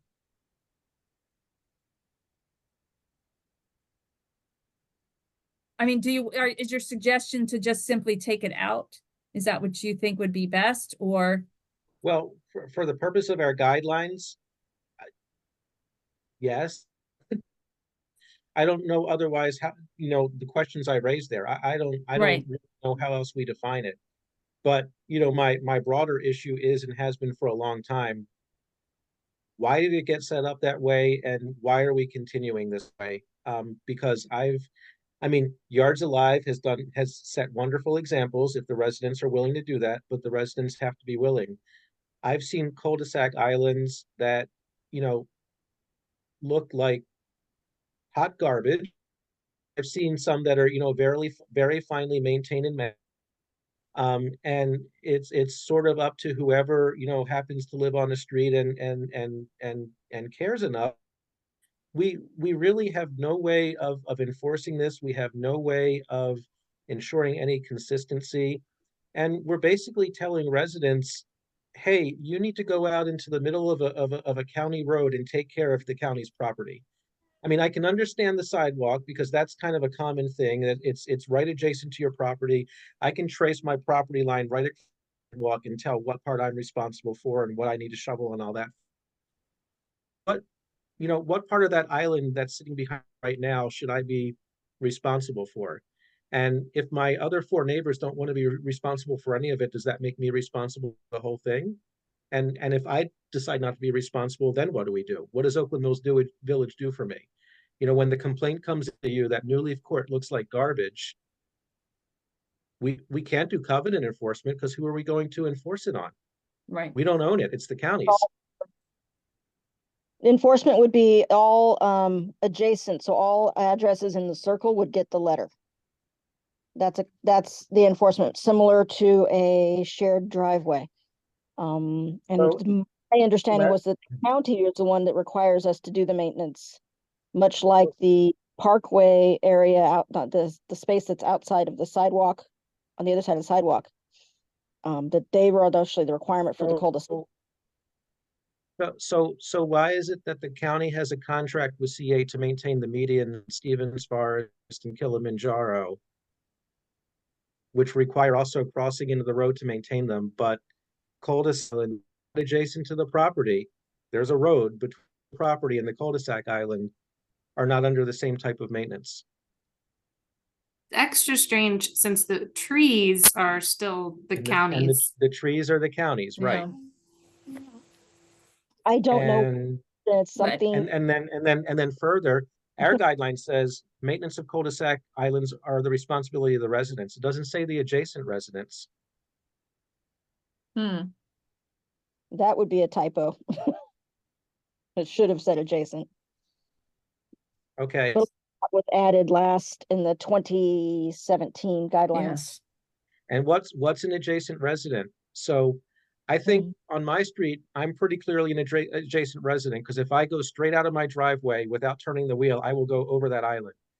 What about my neighbor next door who's can go straight out of their driveway and not touch the island, but if I go straight from the edge of their property line on the other side of their house, I will hit the island. Is that considered adjacent? Like that to me, this is just something that got set up 50 some years ago, and it's never made sense, and it still doesn't to this day. And if we sent everyone adjacent to the cul-de-sac a violation letter, again, then what do we do? What do we do when that one person comes in and says, I'd be happy to try to take care of it, but no one else will, and I can't afford to do it all, by myself? It's not even that they can't afford to do it, Jonathan. A lot of times in some of these courts, with the people that used to care for the cul-de-sac are very elderly and they can't. Yeah. They Yeah. physically can't. So it's unfair to do that to them. Yeah. So Carrie, have you ever had to penalize a residents for a cul-de-sac that's in bad shape? I can't say one way or the other for actual complaints. I do know that they've managed to be resolved amicably. Usually, I believe one member or another of the area decides, okay, I'll take care of it. My understanding is basically that it's no longer a pretty cul-de-sac. It becomes the simplest, lowest common denominator ability to maintain it. I have not dinged a letter of compliance against a cul-de-sac ever, and I have not actually seen a letter of non-compliance including it. But that doesn't mean it never happened. That's good enough for me. I think we should just Take it out. leave it out. Yeah. Either that, Warren, or we should plant daffodils in all the cul-de-sacs. Because those There you go. things come back. I mean, I've already got daffodils popping up out in my yard, so they So come do back, I. they look beautiful, and Are you just trying to rile me up, Karen? yes. And by the way, just for the record, I use my street as an example because it is a cul-de-sac, but we all do take turns and we do maintain that thing out there. So my street is not one of the problems I'm referring to. I'm the example of, so whose responsibility is it really? Who's really adjacent? I will have to say that if we take it out of there, there is absolutely nothing to tell new owners that that's technically their responsibility. If it's not in here somewhere, there is no way that they would be informed of it. Well, I'm still thinking, and this is another discussion outside of architecture. I'm still thinking step 2 is to have serious discussions about whether we want to have conversations with CA or the county about who should really be maintaining that, just like the medians. I'm not really seeing the difference between a cul-de-sac island and a median when it comes to, location, when it comes to, relative distance from a residence, any of those things, other than it's smaller and it's round. I But don't know. The county might have a definition in there that they tell us, so I don't know. they might. And I'm also curious to know, is this just a Columbia thing? Outside of Columbia, are there cul-de-sac islands, and is it the same scenario? Because if it is, what do you do in a community that doesn't have an HOA? Mhm. To Carrie's point, can we just put it up, if you scroll up on the page, that first block about maintenance that you were gonna move to the beginning, can you just say residents just list cul-de-sac islands as part of their maintenance duties? Well, this whole section, all of 26, outside of that initial statement, will all be part of that. Oh, So okay. it will be, if it remains in there, it would be up there. And that was kind of when when that suggestion was made, was the idea that, and I'm not going to say it in a pretty way, but basically that we want residents to be aware, but, you know, these are things you should do to have good maintenance of your property. These are things that you should do to have good maintenance, in this case, of your surrounding areas. But if someone were to complain about it, how would we enforce it? So ultimately, it would be moved up there or moved to the appendix. I guess Well, I'm thinking and then- instead of it being an official guideline note. Sorry. Hmm. An official guideline note, we Yeah. can just kind of mention it as an aside of residents are responsible. I mean, how do they find out that they have to shovel their sidewalks? Do we say that anywhere? I think that's in there. I think that's a county law, right? You have to That's, show. yeah, that's a county Yeah. law, Yeah. but it's, I think it's part of this. I too. get Carrie's point, but I don't think we should use the guidelines as a vehicle for telling people if it's not enforceable. well, and again, my other point in all that was it's also not, it's part of their exterior property. It's, for lack of a better term, it's common ground. It's, I guess it's similar to open space. I don't know what category it falls into, but like to my second point, if we're now making this part of your responsibility and it's enforceable, then why aren't we going all the way and saying we have to approve all the alterations to cul-de-sacs? Yeah. Yeah, it gets sticky. Yeah. And do we have any authority to do that since it's county property and we don't have covenant authority over, like, you know, the school system or other county buildings? And we don't. And again, the cul-de-sacs isn't new either. It was in last time, so I don't remember it. Unfortunately, that was back in 2017 when it was added, or the wording very specifically had been added. I thought, I'm jogging memories. I thought Sandy had a thing from the county indicating that this was something that had to be done that way, much like the sidewalk clean, you know, that you have to have, you know, remove the snow from the sidewalk starting within 24 for whatever time. There's a certain time period after the snow stops and all that. And I thought that the cul-de-sac mentioned in that, but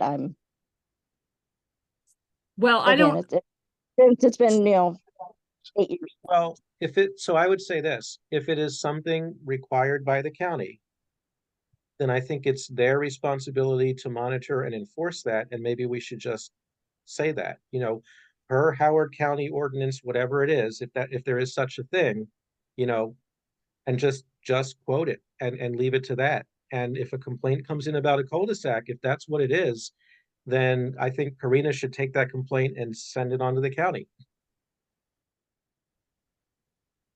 So Okay. I mean, again, it goes back into, you know, my question of what is our role here? Like if we're going to say it, it implies that we have some sort of role here, and I don't know what our role is, or that we should even be treading here. If we're just passing on something that the county requires because we think it's important to do that, then say it that way. You know, just like county requires you to clear your sidewalk within 48 hours of a snow. Sandy used to put out those messages after every snow. But we didn't say Oakland Mills requires that. We said the county requires that. okay, It's research. yes. I will look into, and then I will let you all know. That was Sandy's institutional knowledge that I have to look up. The next comment is relating to encourage. So this was one of the committee's recommendations, and it also, Jonathan, you mentioned it later in another comment where the same word is used. It doesn't have to be that word. The idea was that as the world changes, as styles change, as materials availability changes, the idea was that we wanted residents to feel that they had, if they had something that was a new idea, something that maybe wasn't what every house on their block or the multiple houses Yeah. on their block had, that they were coming up with a new idea. We wanted them to feel that they could put that in an application.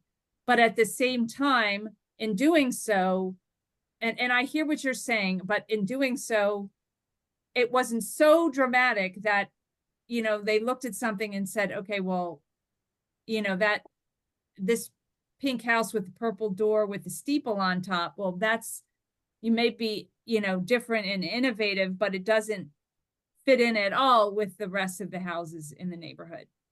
So that was what the idea behind that. And then I think it was under new reciting.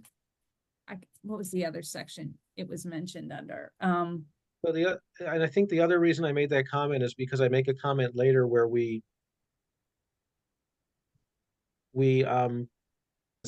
JE 14. Yeah. I feel like we're contradicting ourselves. We're encouraging, you know, innovation and new styles and new color and materials, and then we're be compatible with your neighbor houses. So which is it? Well, and I think the idea is it's both, and maybe it wasn't said well, but the idea is that we don't want people to feel like you can never change anything, but that, and I might not be saying this well, because again, it was to go so far that obviously it doesn't fit into the neighborhood at all, but to allow things that maybe, like, for example, when the siding went from vertical to horizontal. Initially it was considered a big change, and a lot of people, but it was kind of the new style. And so eventually it became okay, and it kind of fit into the neighborhood. That's kind of the conversation that went around that wording, and that's why it was added in. But that goes to my point in number 14. Somebody has to be first, right? Somebody had to do that first, and then someone else, and then someone else, and then eventually we reached a tipping point where it was common. So I struggle with us saying not only we accept, but we encourage innovation. At the same time, we're saying should be compatible with the styles, colors, and construction of neighboring houses. Because then I go back to, well, which is it? Well, do you have another way of perhaps you would propose, or not propose that at all? Again, from encouraged to accepted is fine, because then people know they can try. But like, once we say encouraged, I think that sets up the expectation that we're going to look on that more favorably than maybe other things. And if we are, then I'm not sure why we still have 35.4 in there at this. So if we want to tell people you don't have to submit something that looks just like your neighbors, okay, yes, we will accept something different and innovative. But when we say we encourage it, I feel like we're saying this is what we prefer you do. It's encouraged, not just accepted. But then we say this other thing. So do we encourage that, or do we not? Or are we just saying we will accept both and look at them based on their merits? You know what I mean? Yeah. I definitely think changing encouraged to acceptable is definitely keeps the spirit of what I know Lynn was trying to say with that. Yeah, I would agree. And it doesn't have to, things can be innovative and not actually be in conflict with being compatible to the old items, but yeah, so covering both ends. And I think that's what Jonathan was saying, is how it's both, but. And when I see something like materials reflecting innovation, I think, oh, okay, good. Like, you know, maybe more environmentally friendly or something like that. When I see colors and styles reflecting innovation, I'm thinking, well, that's moving down the spectrum toward the opposite of compatible with everything else, since everything was built in the late early 70s. But our styles, even here in Oakland Mills, vary quite significantly. Yeah, yeah. Also-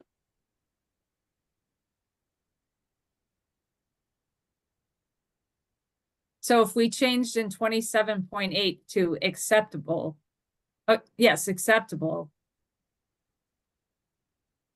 would that encompass what you're trying to say, or would Yeah, you? because to me, that's letting people know they can try, right? We're not just going to deny it because it's different, but it takes away that expectation that the word encourage sets up. Okay, And do the same thing in, was it 35 reciting? yeah.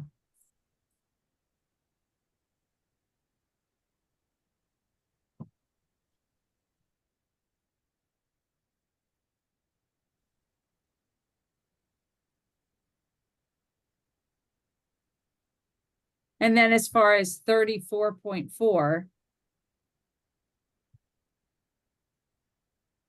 if we change it to acceptable, does that still work, that statement? Yeah, because we're no longer encouraging it. Okay, You know, we're telling people, yes, you can, you know, you can propose something different and we will look at it and to, you know, reject it. okay.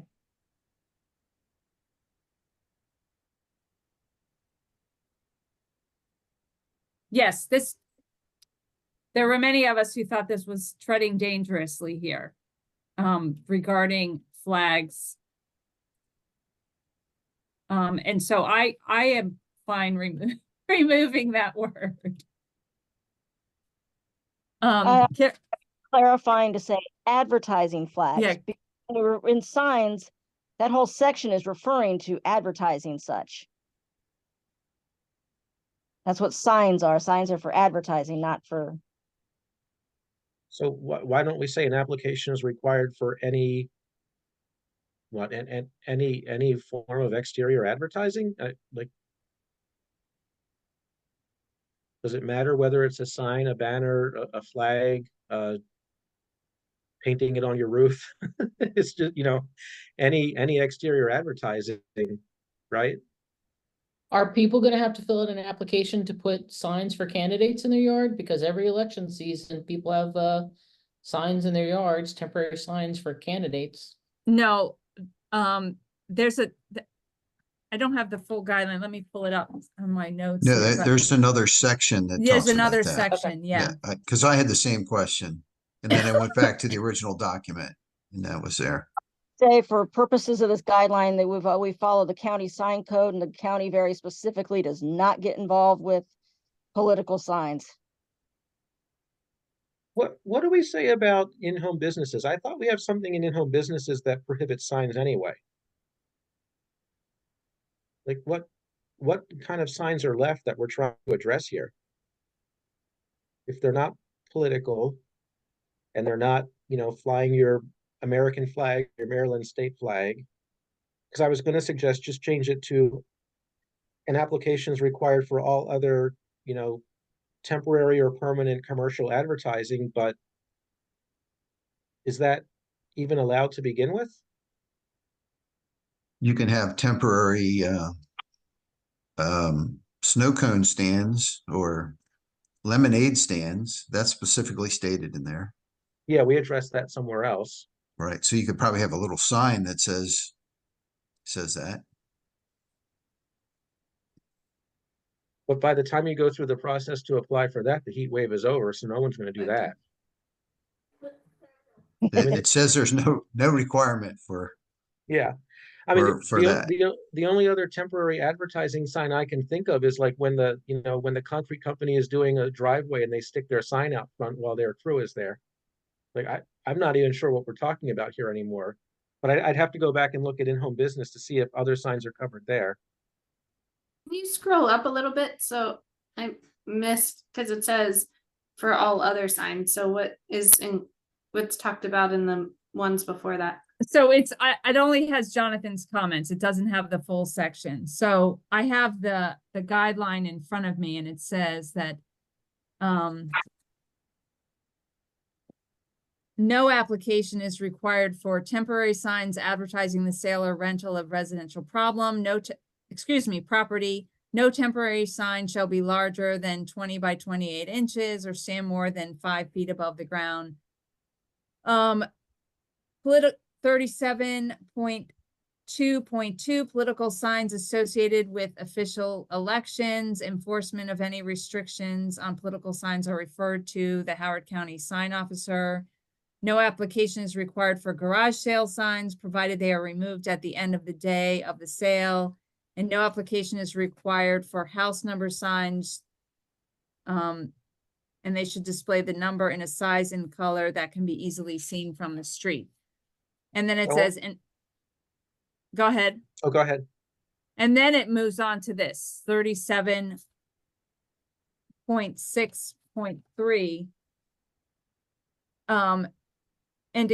No, I'm sorry, 37.3. I'm getting all confused with the number. An application is required for all other temporary signs, et cetera, et cetera. So 23 in home 23.3.3 says the business has no sign or other advertising device posted on the property. So basically the only thing that's left is, I guess, if you chose to advertise a business that is located not on your property, like, I don't know, you own Pizza Man sign in your yard. I mean, that's like the only thing left. So should it just say, instead of even an application is required, no commercial advertising signs are permitted, period? Like, what's left? You can't advertise your business, advertise your lemonade stand. Not going to deal with, signs, because that's free speech and the county has their own thing. The only thing left is if you stick up, some sign for a business where. So why don't we just say there's no commercial advertising on residential property and be done with it? Because I can't imagine we would approve that if someone applied. If the owner of Pizza Man happened to live here in Oakland Mills and wanted to put a Pizza Man sign in his yard, I don't think that would happen.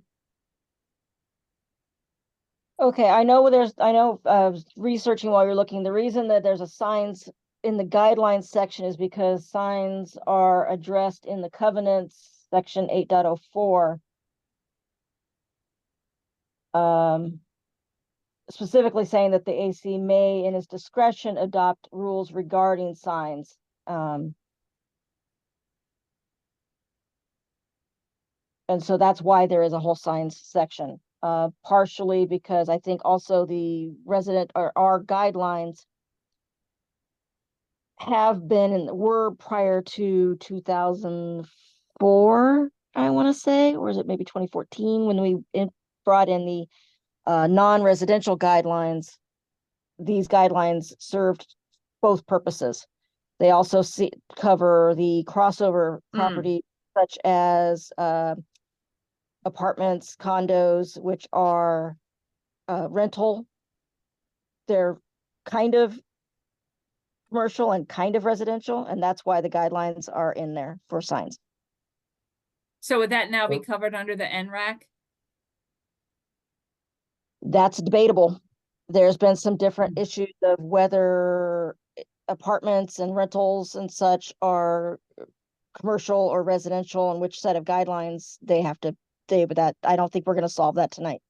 No, we're not, but. So can't we just simplify this and say that something along the lines of, with the exception of a sign, which would require, don't quote me on this, we're gonna have to wordsmith it, with the exception of a sign that would require approval for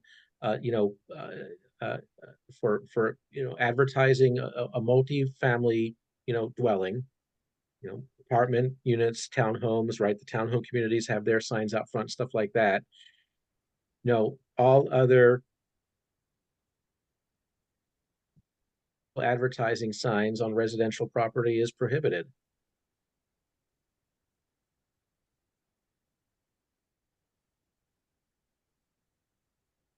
Because if all we're ever really seriously going to consider are the addition or alterations of signs like out in front of the apartment buildings, condos, homes, why would we even lead, other residents to think that they have a shot and should take the time to have a sign Yeah. in their yard? We're never going to allow it.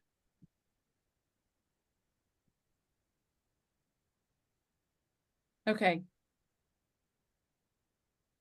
Yeah, I see the point. If this section is no longer relevant because the only signage that should be allowed is for commercial, and that's on commercial property, then we something don't along the need lines, this. commercial advertising should see the non-residential guidelines, Right. and that an application is required for all Mm-hmm. signage on a residential Right. property. Okay, I see that point.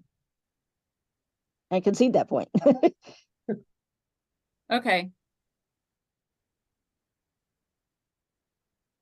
We just gotta wordsmith it. we got to wordsmith it, yeah. Yeah. Okay, So can you have a sign that advertises a lacrosse game at Blandair or a play at the high school? Do we want to get into that? I mean, is that, That's Or why I think it's, oh, I'm sorry, Warren. or is it does it, I mean, I think of advertising, I usually think of commercial businesses, but it could be something that's not, like more of a community thing. Well, and actually that's why I was also saying I think we should add the word commercial to this, commercial advertising. So you could have a sign in your yard that says we're having a party at the cul-de-sac next Friday or something like that. And then I don't see why we should have to have an application for that. No, or like, if the high school decides to go around and put the, congratulations senior Yeah. signs, I mean, like, are we Right. really gonna, call in every family with a graduating senior and say, you need to apply for that before you can continue to display Right. that in June? That's why I'm thinking it's commercial advertising. okay, I'd added that word in there. That's cool. Okay, Okay, so yeah, wordsmithing it, because that was one of those where I remember thinking, well, technically, putting the sign in your yard to promote the thing that's happening in the community is technically, an issue. So yes, thank you, Warren, for bringing that up. I was trying to figure out where that went. So you don't even really need to say all this. All you really need to say is advertising devices, but I guess the whole thing Well, that would kind of be covers everything that you didn't think of, right? yeah, But you make a good point, Warren, because I still have those signs that a former board member had made up advertising our village board meeting. And I won't put it out in front of my house because I don't want to apply for it every 2 weeks. There it point. is. There you case go. in point, yeah.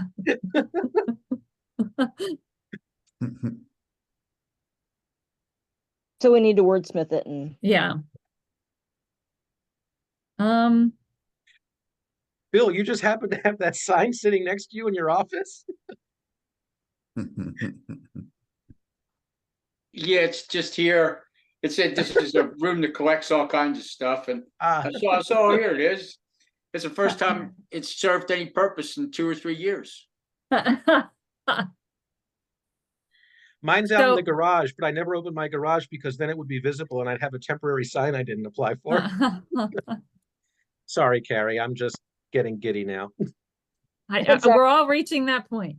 there's Um, always what if it's a sign placed in the window, and now that's a whole can of worms we're not going to address now. Yeah, yeah, Oh yeah, like that house across from the high school. yeah. Okay, so we'll play with those words. Apparently there was a flicker of power, so a lot of people got kicked out. Oh, okay, so moving on to swimming pools, there were 2 comments. There was Jonathan's comment,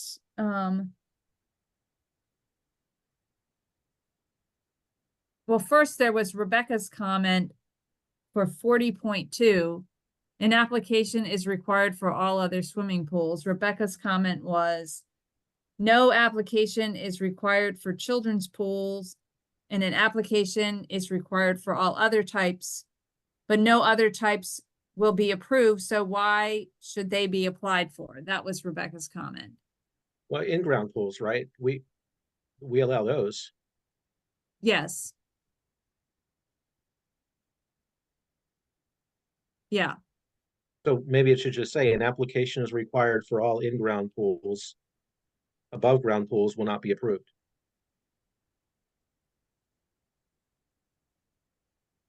I like that suggestion. Except for children's small, Except, yeah, Yeah. leave the wading pool part, yeah. right?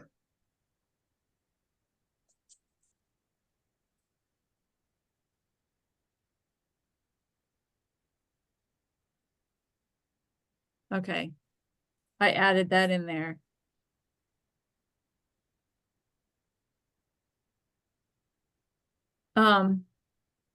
The other comment in that section was Jonathan. Pool covers should be kept in good condition. He suggested, pools should be kept in good condition. Water drained at the end of the season. I think that's a great addition. How are you gonna enforce that? All these pools are behind a fence. I mean, there have been complaints. And everything's complaint driven, but we have had people who have basically abandoned their in-ground pools and turned into swamps. Yes, CA I- doesn't, CA doesn't drain their pools at the end of every season. Right, trying to define what is properly maintained. I think, Brigida, I said we need to add, make 41.8, pools are to be properly maintained at all times. You did I add mean, that, sorry, that's fine. Carrie. If we don't want to specify what that is, it just sets up the expectation because we can come in and enforce. Right, it's not properly maintained, and that's because that is Right. that's a moving bar, because I know at one point historically that was, you should be draining it, it should be empty in the off season. Well, you better have one heck of a fence around it or something. But I do believe that that isn't necessarily the current standard of proper. It's supposed to be winterized, for lack of a better word, or whatever. And I don't know enough about pools. I'm just thinking back to the issues we've had in Oakland Mills and complaints we've seen where people have given up on their pools, so it's filled as high as the rainwater will fill it, and it's all black and swampy and nasty. Yeah, It's neither Yeah. drained nor filled, but it has water in it that no one would want to go. Right. I think Carrie's kind of nebulous statement Yeah, works well. Yeah, That way you don't have to define it all. yeah. Because there have been, I know of cases where the pools have become unsightly and horrible. So those are the kind we want to Right. yeah, prevent. yeah, and even though I don't do that portion of the enforcement, I know that we've done and managed to successfully was that follow up on and clarify and take care of and get things fixed for at least 2 in-ground pools. And there Yeah. aren't that many of them in Oakland Mills. It's kind of surprising how many there are, but there aren't that many. yeah. Okay. Go ahead. No, I was just gonna say, I have that, what you suggested to be added in at the end. I mean, as 41.8. 41.8, yeah.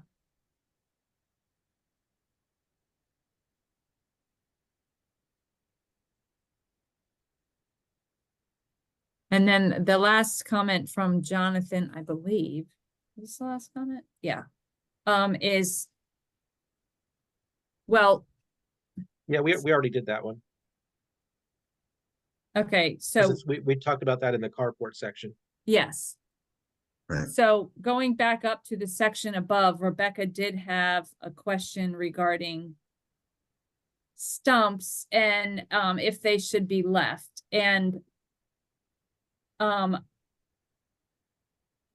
you're not the first person to ask that, but I do know that let me see. When I was talking to Karina about this, her statement was if you have a stump and you're leaving it because I can't remember what the term is that was used. A tree snag was the environmental term that was suggested. She said that that is something that could be applied for, but as a general rule that leaving stumps must be cut. That's what she suggested, that if people wanted to have a tree snag, that they can apply for that, if that's what their intention is. Because the other concern is that people would just cut down trees and wouldn't remove, and they just leave a lot of trees, just tree stumps in their yard. But a tree snag is a dead tree. It's not a cut down tree. So a stump is a cut down tree that the very bottom of it is left. Mhm. But when you have a tree cut down, you can leave several feet of it to create a snag. Yeah, so instead of cutting it down to a couple inches and then grinding the stump, you can just have them stop cutting the tree at 8 feet or whatever, depending on the situation, the safety of the tree. But that would be something they applied for, and that would be separate. It's not just a stump. And that's what we're saying is when we say, the stumps have to be ground down, that's assuming you're not applying for it to be a architectural, or excuse me, a landscaping feature, meaning a snag or whatever. Is that where does someone know that they can apply for that? I was just going to say, we probably need language here about tree snags because we don't address those anywhere. If we're saying we will consider those, then we probably need a guideline around that because people won't know otherwise. Right. Shouldn't that be in the landscaping section? Like, Maybe both, but reference here to it should be here with landscaping? trees too.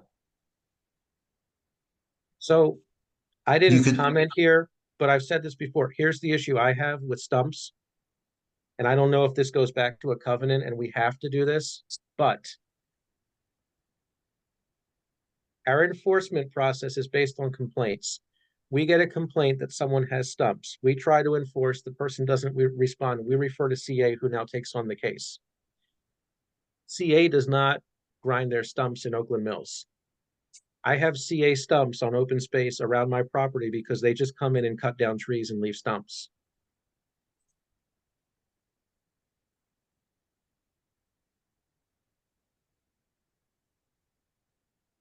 So I've always felt that if this is something important to us, we should be having conversations with open space about adhering to the same standards we expect of our residents within, if it's along a path where it borders, homes, grind the stump. If it's in the middle of the woods, okay, probably who cares? But, there are situations where there's literally, a CA stump within feet of a privately owned tree, and we're saying leaves their stump there, but we're going to go at you for not grinding your stump a few feet away. Jonathan, I think CA's policy is to grind the stumps. They might just be slower at it because they just came around Thunderhill this year and ground a whole bunch of different stumps that have been along the paths for forever. I was quite upset about it because there were some good mushrooms growing on several of them, but They finally got around to replacing the trees down by the creek. yeah. They don't do it around here. But maybe they just haven't gotten to, I mean, they could be very slow with the stump grinding. Slower than the tree removal. Yeah, I don't know. Because some of these stumps have been there since I've lived here for 6 years now. Jonathan, send me an email and I'll forward it on. All right, yeah. I mean, I know of some that are coming up on, many years old. So I just figured they didn't because I've never, ever seen them do it. But if they do, fine. I can ask. I'll find out what the policy is. If they do, great. If they don't, it seems a little odd that we could theoretically have CA take a resident to court over a stump and then CA doesn't grind their stumps, or at least they don't grind them time. It turns out they do grind them. So as far as the snags go, I guess I don't want there to be any guideline for it. I would much rather, if you want to half cut your tree down and leave the snag for environmental purposes, then you should be able to do that without having an application. But at the very least, we need to put it in this section so that people know that that is an option. Right. But I don't think that it should be a requirement to have an application for it. I was just trying to look over, and this might be something we have to further research. I know with all the new environmentally friendly landscape laws, we're prevented from requiring a lot of things. So I want to make sure that that's not part of that too. So in doing when the committee met, we had those all in front of us. And we did pay heed to that. So I will certainly look at that specifically, but we definitely, any of the new House bills that have passed, in particular, we printed out and made sure that we did not, to the best of our ability, interfere with anything that was stated. So my concern without addressing it is we've also been concerned about, kind of the indiscriminate cutting down of trees and keeping track of that and making sure we're requiring residents to replace trees as necessary. If we don't have a guideline and don't require an application for that, then basically can't residents, kill all their trees and say, well, no, I just turned them into the snags and that are an application? But we don't require applications for removing trees if you have other ones, right? No, yes, we do. Yes. Oh, We okay. do. Ordinance require you to have an app to apply Just for trying to find that. any tree that exceeds 6 inches in diameter. Yes. Where? It isn't, I just read it earlier today as I was going over this. I was trying to find it specifically. Got it. It's section Yeah. 802. 0.02, yeah.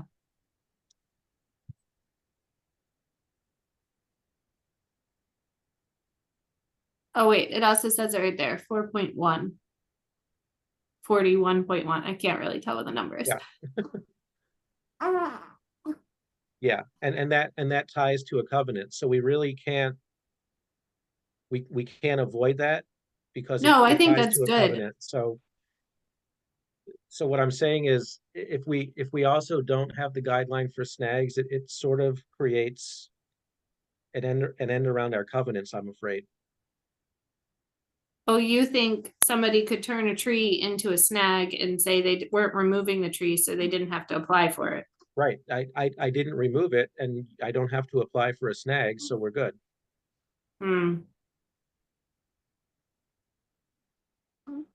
So maybe under where,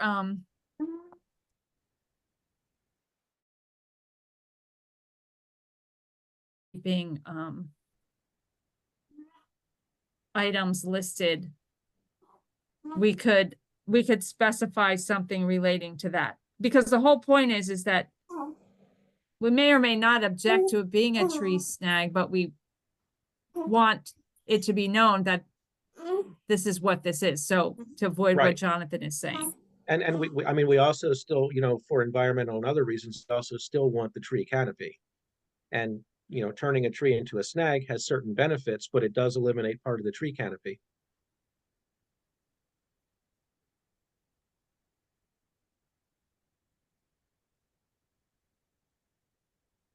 What I can do is, if you would like, I can look at what perhaps other villages who've recently, I did this with a couple of things, redone their guidelines to see if they address tree snags.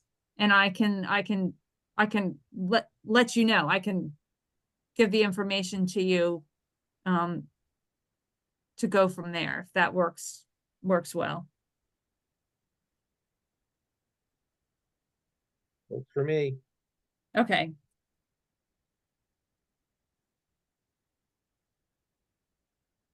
Okay. This is for making me act as architecture chair. I never really focused in so much on these things before. Yeah. I was just happy someone else was paying attention. So that was all of Jonathan's comments. There are two that were left. We looked at most of what Rebecca had said.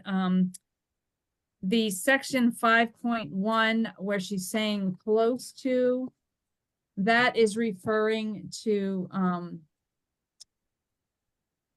think that was basketball hoop. that was the basketball hoop, exactly. And it is saying poles are located close to the residence.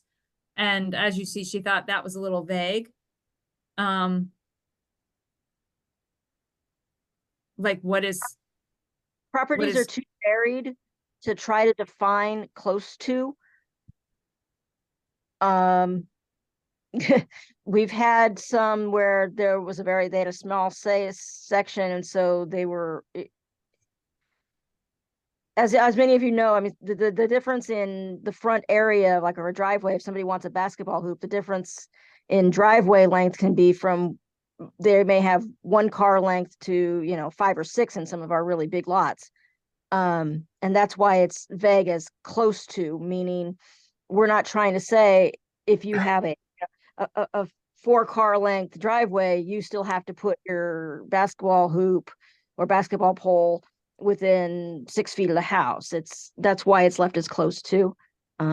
Also, I seem to remember that basketball hoops and such are in one of those things that is a very long-standing non-discrimination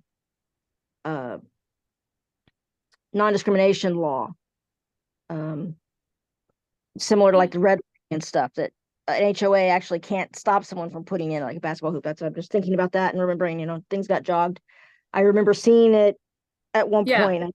It's a House bill. We referenced that in it. It was effective on October 1st of 2021. Can you go back to that section? I can. Because maybe we can just eliminate that.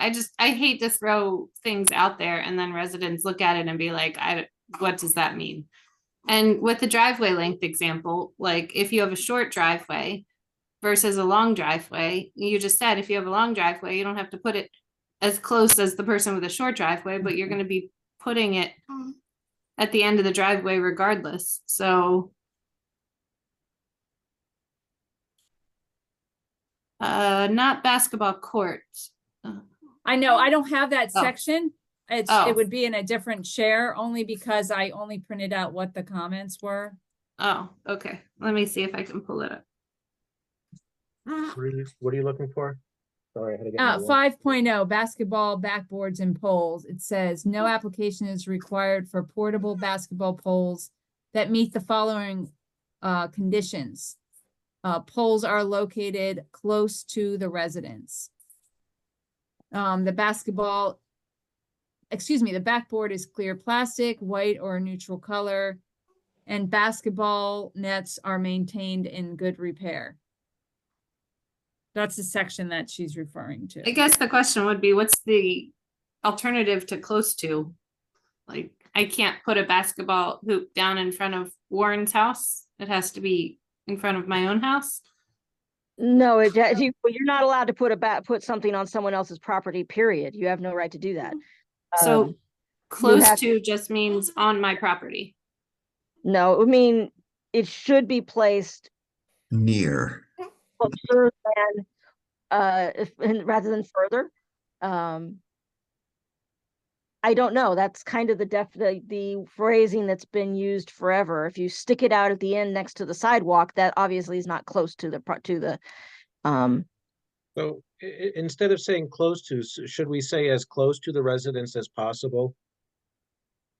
And that way it sets up some expectation, and the RAC can look at that and say, no, you have it all the way out toward the sidewalk. You have a lot of space at the other end of your driveway. That's not as close as possible. But as possible would imply it has to basically touch your house. I'm sorry, Warren, that my sound broke up. What were you saying? I said, if you said as close as possible, it would basically have to touch the house. And I don't think that's right. you want it near, but not as close as possible. As close as reasonable, feasible, I don't know. I think the thing to remember is I think it should be addressed because they should have to know where, you know, an idea of where it's being placed if they're having it. But I also think that these are guidelines. So in the fact that they're guidelines, we're not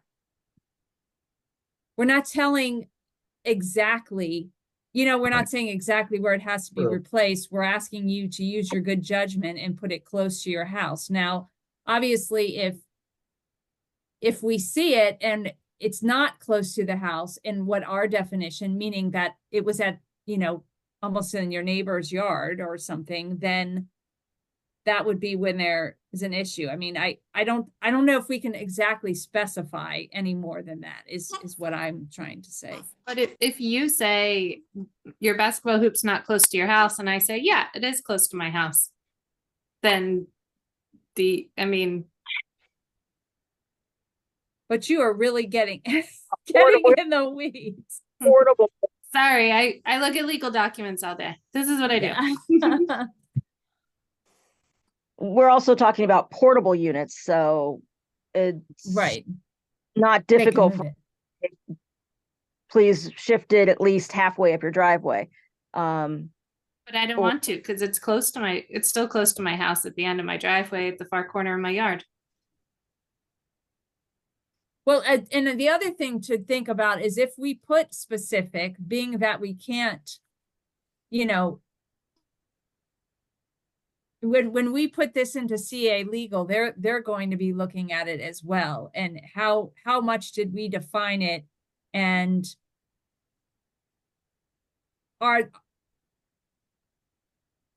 the words aren't coming to me because my brain is getting tired. How much like that's what when we were looking at this is why we use words such as should or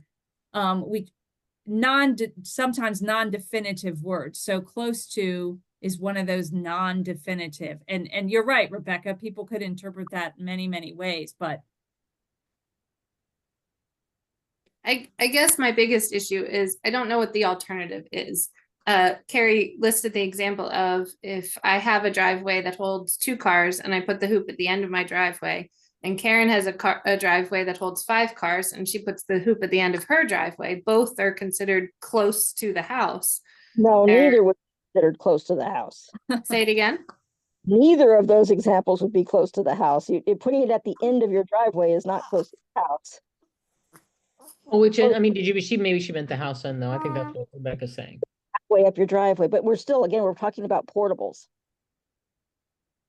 I mean, honestly, for portables, they could be stored away. I mean, the issue is when they're playing basketball, right? Like you're being a good neighbor. You're not bouncing the basketball off your neighbor's house.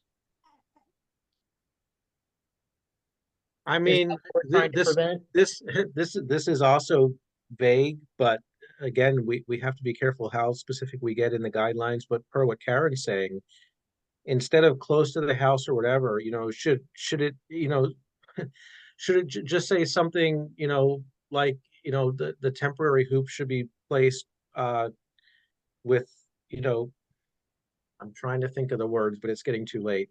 So something, you know, placed with, you know, with consideration for, you know, privacy and peace of your neighbors or something like that.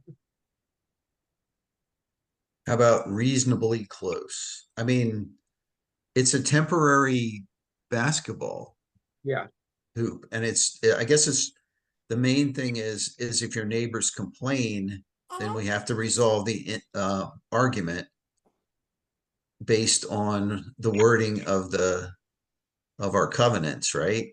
Or guidelines. So I would think close to would be good enough for that. That's fine. Well, I could drop it if Lauren, everybody thinks it's fine. I just don't like throwing vague things out there that people can't tell whether they're in violation or not without somebody else telling them. Well, I mean, I think honestly, I mean, I hate to be cynical about this, but how many people are reading these before they buy their basketball hoop? Amen. Yeah. I wish Karina were able to be here because my other question would be, do we get complaints about temporary basketball hoops? How often does this become an issue for anyone?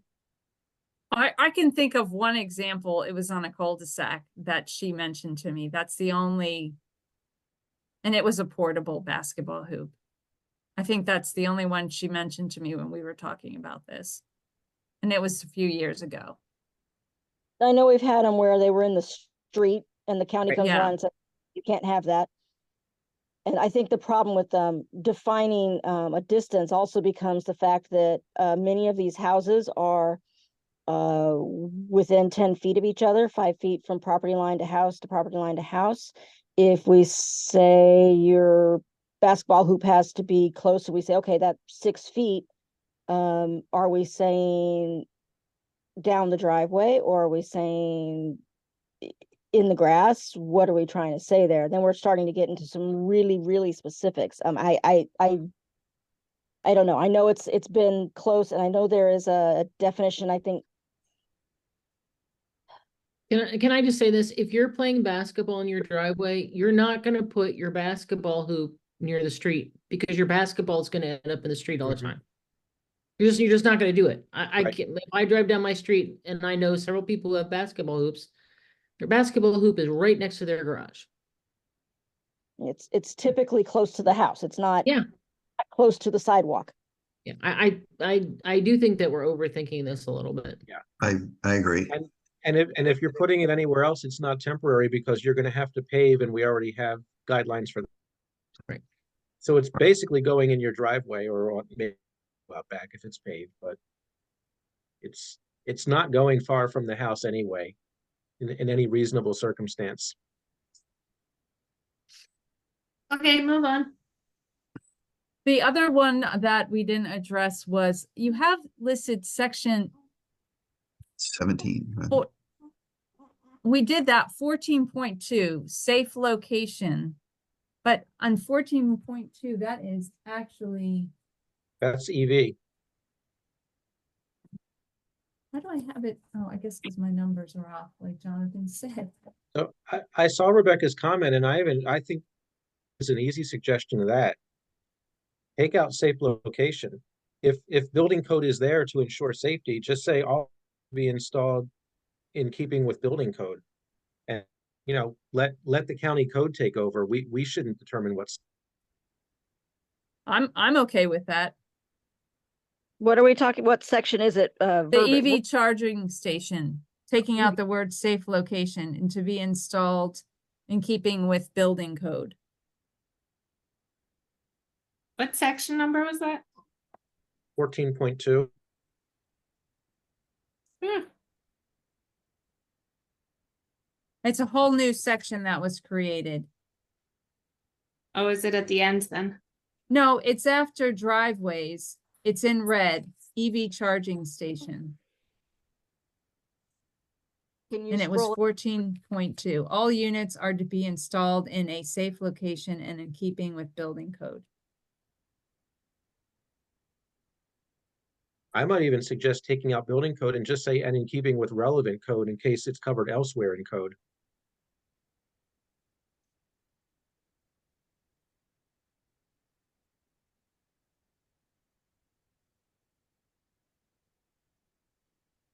Okay, That's fine. okay.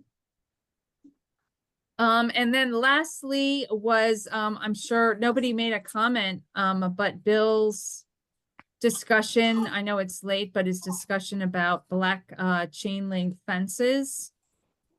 I don't know if they want to have a discussion regarding that, or that was the only other comment that I received. So Is it just someone my building a black chain link fence? bill is. He said, consider allowing vinyl coated dark green, brown, black colored chain link fence. We allow metal mesh fence attached inside wood fence types. Chain link is long lasting and low maintenance. chain link maintains the openness of open space. Oh, okay. So I had two concerns. One, I don't know if there's a covenant that also speaks to this that we would violate. But my other was, it's been a long time since I've lived in places where there are vinyl chain link fences, so maybe technology has changed.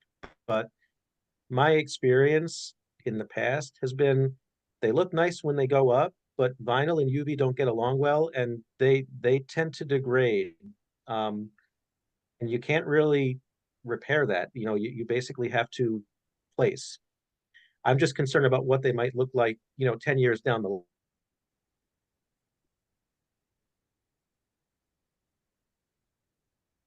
But maybe vinyl has improved to the point where that doesn't happen the way it used to. I grew up in a place where there were a lot of those, and they ended up becoming, basically bare metal chain link fences after a few years being exposed to UV. I know nothing about it. My But only statement would be that we've always considered chain link to be commercial. And thus the only place it's ever been allowed was around a commercial locations. And my understanding is that all of CEA's villages are all the same in that one. yeah, I mean, that's my main issue. If you look at go around to the schools and look at the chain link backstops or the fencing around the football field at Oakland Mills High, when it starts looking bad, it starts looking bad. That's my main concern. Bill, I think it's about it maintaining that open space view. It's the least obstructive thing you can have. From a distance you can barely even see it's there other than the framework. But my main concern is you get up close, it ages, it doesn't seem to age well.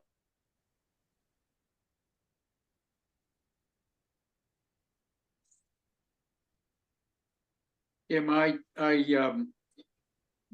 put most of my comments thinking on it there in writing. That could be something that could be looked at or talked over with providers of it if we wanted to pursue that or not. And the other aspect I looked at is I think it's I think it's called split rail fencing, the 3 horizontal levels of wood with the vertical posts, and we have the metal mesh fence on the inside of that. Those don't get maintained easily or well, and I see many places where those deteriorate. The metal mesh inside gets bent up a lot, and I thought, okay, we're already approving metal mesh. The chain link with the vinyl coating, so it's dark, it's not the silver galvanized chain link, but the dark, and it, from what I've read up on it, it can be painted, okay, so that it can be kept at a consistent color. And I thought that might be something to discuss. And that was one reason I asked, as we prepared for this, that any part of the guidelines that were necessitated by the covenants, that we highlight that in the guidelines, like cutting down trees has to be 6 inches, 2 feet above the ground, etc. That's in the covenants. So I couldn't remember whether chain link was in the covenants or whether it was only in the guidelines.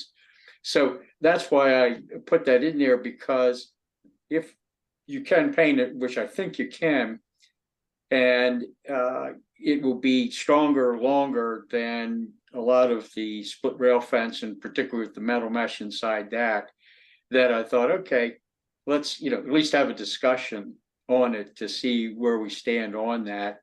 And that was my thinking on it.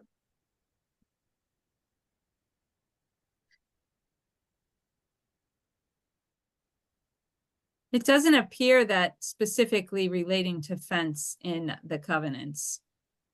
And it was before Christmas, but I do think Karina kind of outlined things that were specific in that email that I had sent you relating to the covenants. But in just reviewing it, that's what I was looking at. I didn't see anything specifically relating to fences. I'm searching the covenants now, and the word fence comes up 3 times. Oh, well, And it says Yeah. nothing about it within the Chain link. context of type of fence. It's talking about, it comes up in the definition of structure. It comes up in when you can and can't hang clothing and household fabrics to dry. mhm. And it comes up, oh, it comes up 2 times there. And with the chain link, I think I forwarded 4 photographs to you all of homes, residential homes that had chain link around it. And they were very nice neighborhoods, so that it doesn't look like the galvanized silver chain link associated with Baltimore City row homes in the backyards. And I wanted to see that. I did a lot of looking at photographs. I looked at probably 100 or more of them in residential settings to see that if it was being used in very nice residential settings. Some of those homes are McMansions that are using that. So today it is used for residential, not necessarily in Columbia or Howard County even, but online I sent you 4 photographs I thought were pretty representative. There were a whole lot more. And like I said, what you said looks decent, and if they've changed things so it holds up well, I think it's worth considering. I mean, certainly vinyl and other applications look better. You know, the vegan leather they put in cars now sure isn't stuff I burned myself and stuck to in old Impalas in the 70s. But so, you know, maybe they've done the same for the vinyl around fences. It does say in our current guidelines, it lists like what kind of fences are commonly approved for property line fencing, but it says other types of fences will be considered based on their appearance in relation to the house and compatibility with the surrounding neighborhood. So it does somewhat address, you know. Yeah, but then it explicitly says vinyl and chain link will not be approved. It does, you're correct, down farther. 15.6.1. Yeah, general guidelines, yeah. By the way, just an observation as everyone thinks, Brigitte or Amy, when I went looking again for the covenants, for some reason on the website, we have the covenants in the OMCA documents library, but we don't have them in the covenant info section. That is the covenant info. Oh, no, it's not. No. It seems like we should, I mean, I think it's Yeah, fine where it is, but I think we should also cross-reference them in covenant info, because like, if I'm looking for the covenants, I'm gonna go straight to covenant info. Yeah, I think I saw that. I'm redesigning the website and making a lot of progress on it actually. And Okay. that was the things that I just saw. So it will be on the new website in the right place.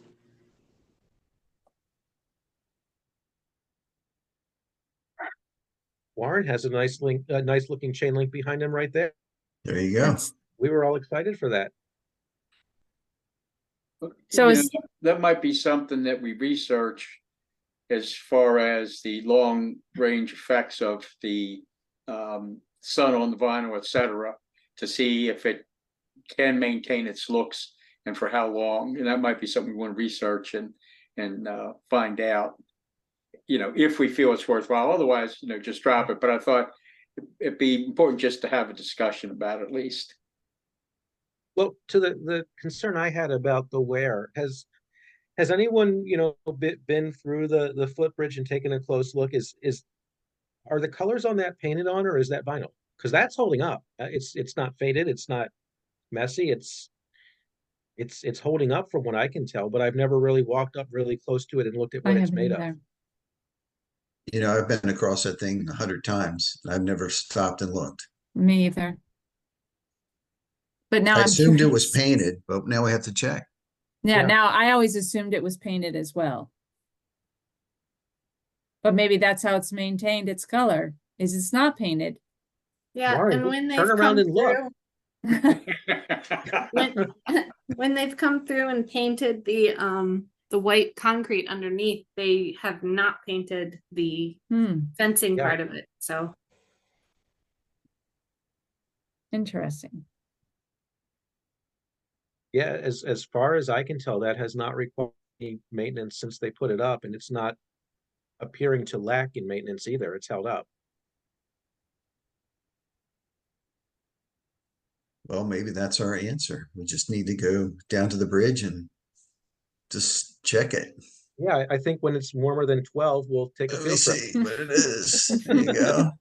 Feels like metal. No, just I can also look to see, and all those different proposals they did when we were trying to get that put up there, they may have mentioned what kind of material they were going to, I'm certain they mentioned what kind of material they used. I'm sure. So I can look it up and I can let you know for future discussion. Yeah. Thank you. And those were all the comments that were sent to me. I think we may have lost Paul in his interest in EV charging station, but it was a very long discussion. Is there anything else that somebody did not submit, but in tonight or in general, maybe wish to see address? I will tell you the next step is Jonathan, myself, and the Covenant team are meeting on Friday via Zoom to kind of collaborate what was proposed by the committee, what was discussed here, the changes, to try to put together what would be considered our draft guidelines. And then at that point, they will be available for public comment. So they will be on our website as well as at the other barn, and something will go out indicating they are there. And that will allow the public, if they have specifics. And Rebecca, particularly the comments that were made by Yards Alive, that's when those comments will be considered. And then hopefully, as you see, this timeline has kind of become fluid, and it was not my intention, but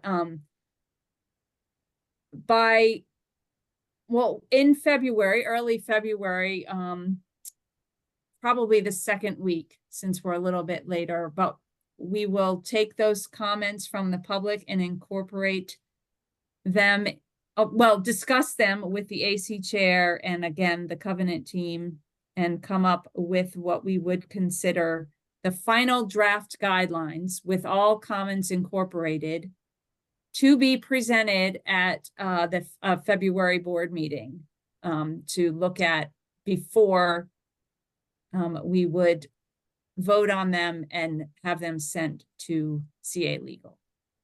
So we're getting there. And I really appreciate all of your comments tonight.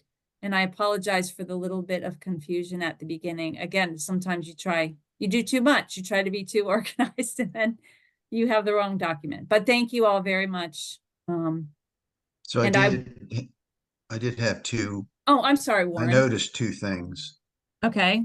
I noticed them tonight when I was looking through the documents. One of them is about the rain barrels, and they specifically say that you need screens in the hole. And when I got I have a rain barrel, and when they took us through the process of getting the rain barrel, they said, don't use the screens, use a mosquito dunk. And that's what I use. So I think we should not specifically state that you have to have a screen if you use the dunk. We should just add, you have a screen and that's I think it's 33.4. It says you have to have a screen unless mosquito dunks are used or something like that. Is your rain barrel open? It What do says you mean? rain barrel opening should be screened to prevent mosquito larvae. Oh, Right. okay. So if you use a mosquito dunk and you put it in the water, it kills mosquitoes. Or maybe just a general mosquito remediation must be used. Right, or something. I just don't know. I didn't have. Because there might be other ways too. I don't know. Right. Dunks. Yeah, how about just dunk screens or other mosquito remediation? Right. Love it. Okay. Warren, if you want another rain barrel, come to my house. I don't. Okay. That's for sure. So the other one was they mentioned, I don't remember where this was. I just saw this tonight. They talk about bird baths are not permitted. You have to have a permission for that, like even a temporary bird bath. I think I we thought want to it was listed as encourage, homeless. no, Sorry. it just says bird bath. Oh, okay. Well, I think it just should say permanent bird bath. You need permission for, as opposed to one you buy at, the bird store that I you can think take home. I think that's what's meant because it says artificial features such as fences, landscaping rocks, railroad ties, bird baths, ornaments, or any other permanent landscaping feature. Okay, never I mind. thought, I thought Okay, that implies that before other is also permanent. sure, that's fine. I didn't catch the other permanent features. That's fine. Never mind. That's all I got. The only Okay. other thing I was thinking was um since Paul was here for the whole thing, I think we should send him that little blurb No, I of agree. about the EVs because he missed it. He stayed through the whole thing. I'm happy to do that because that is his thing. Yes.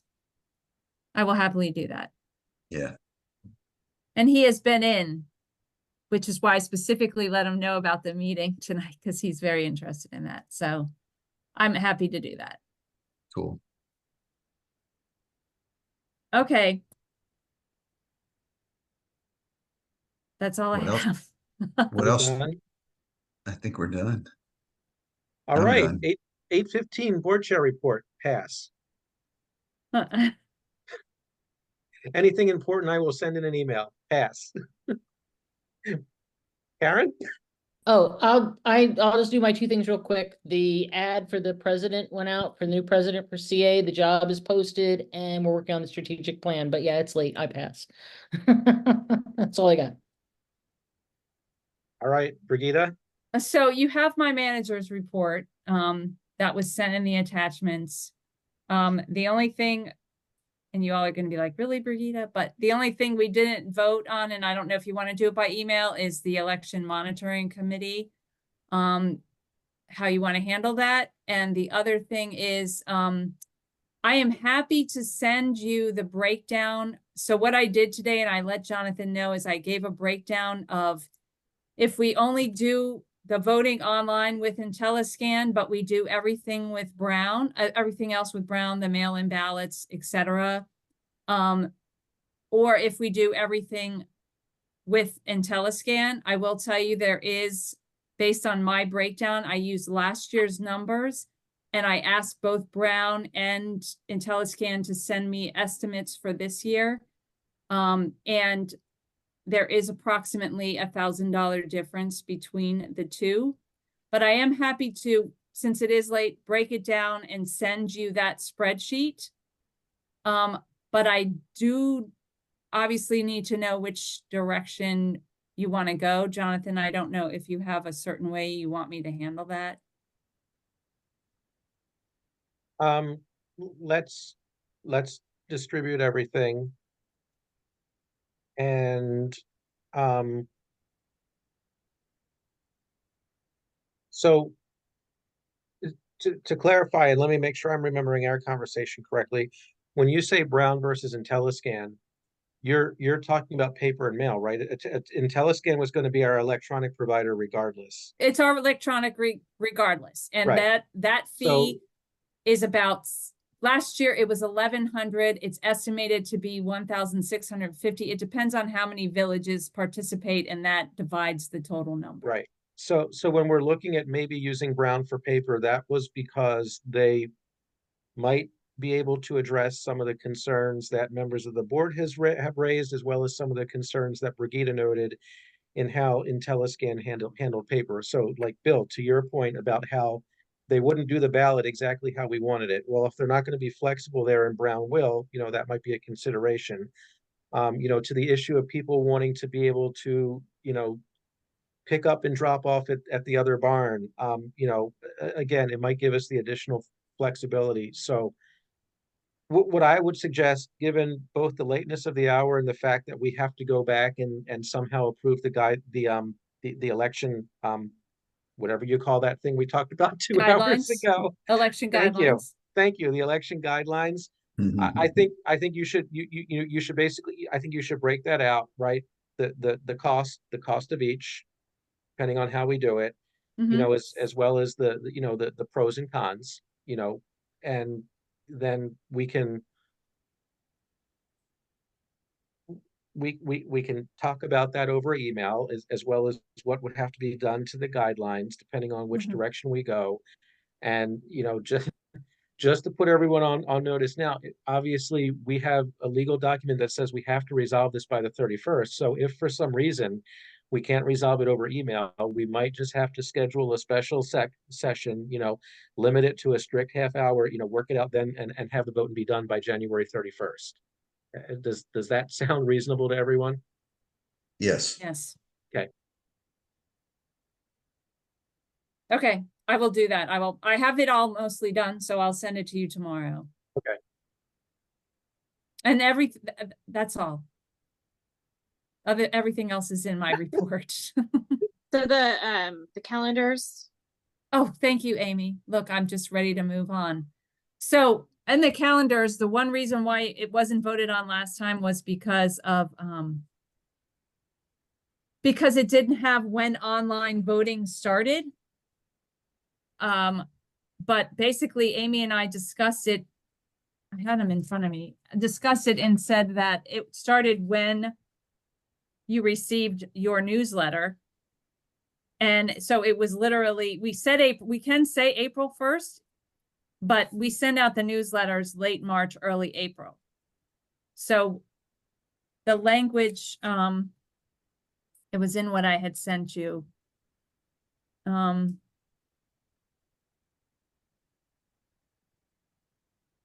Are you saying we might want to just pick a date rather than saying when we send out the newsletters because that date varies?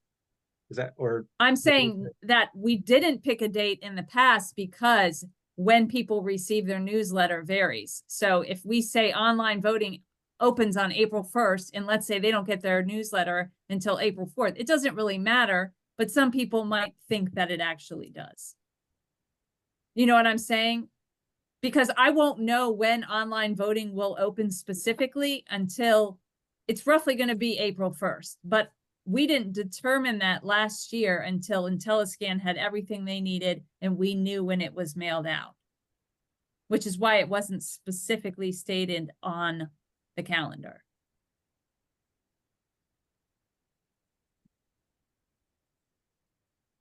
And IntelliScan won't mail everything out till they have everything we need. So by definition, when they mail it out, they can open online voting, right? Correct.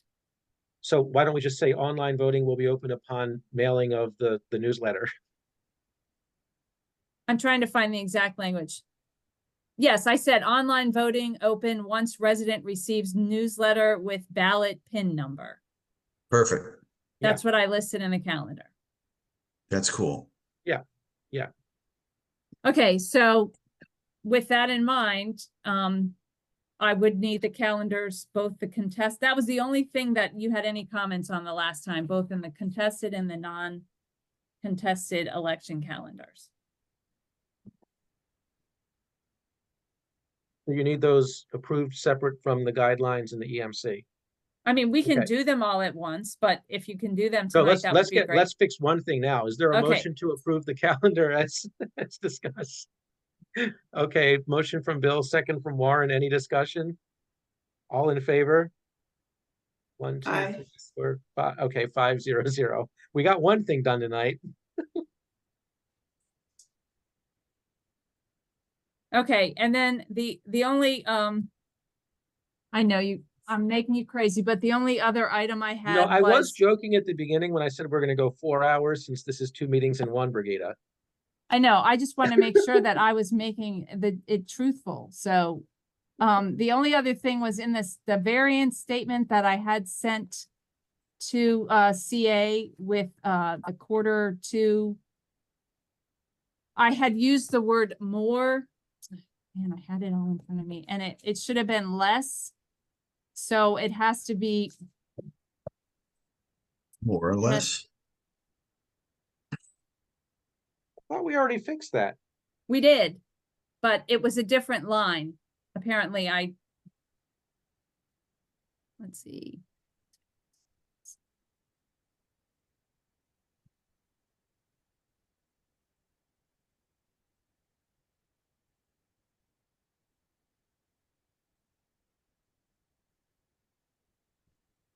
So,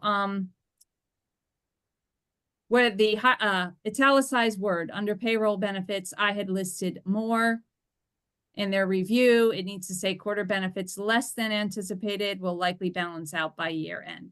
So it was Okay. just a mix up. So anyway, needs to be voted on again so I can send it to them for their records. And this was the first time we've been together since I received it. Okay, motion to approve the revision of the financials. Motion from Bill, second from Rebecca. Any further discussion? All in favor? 1, 2, 3, 4. I think I heard Char, 5, 0, 0. Okay, Okay, I promise that's all I have. okay. All right, committee reports, architecture, I'm not gonna do because we have a closed session to deal with an architecture matter. Education, actually, the committee did meet tonight. There are a couple of quick things. I'll start with the bad news. The bad news is the operating budget for the school system is not going to look pretty. They're talking about eliminating over 300 positions due to gaps in anticipated funding versus, basically what's mandatory that they, have to fund under Blueprint for Maryland and other requirements. So more on that later. They've actually delayed the unveil of the full proposed budget by, I guess, a week. It was supposed to be unveiled last week. It'll be unveiled Thursday. Okay. The good news is I was talking to the principal at Oakland Mills High, and they came in over winter break and made the repairs and upgrades to the HVAC systems in the media center and the science wing, which is where the biggest mold outbreaks were. So hopefully those were good repairs. I guess we'll know when the weather gets warm and humid again and, mold gets encouraged to grow again. They also came through and took out all the lighting in the gym and replaced it with LED lighting, and it really nice in there, especially with the big orange wall. I guess if you like orange, which I do. They have been going through and actually painting all the walls that have chip paint and everything. You can actually smell fresh paint in the building, which is probably the first time in 20 years. He also said they replaced some windows and added some additional security cameras. So, none of this is the renovation it needs, which is still scheduled, for a few years from now. But, my comment to him was, well, this is really not only from a health and safety perspective, but it shows, all the people in the building, students and staff alike, someone cares and is doing something. So, I thought that was nice. And I think more work is supposed to be done, especially on the HVAC system over the summer, because they have to do it when being used. And then I'm also on the planning committee for the renovation in addition to the middle school. That looks like it's, despite not being a rebuild, looks like it's going to be a nice facility. I did say one thing on behalf of the community, really based on discussions we've had here about traffic and roadways. The new bus loop for the new school, because in new construction and upgrades, they try to separate the bus loop from the carpool loop so that cars and buses and kids aren't all mixed together.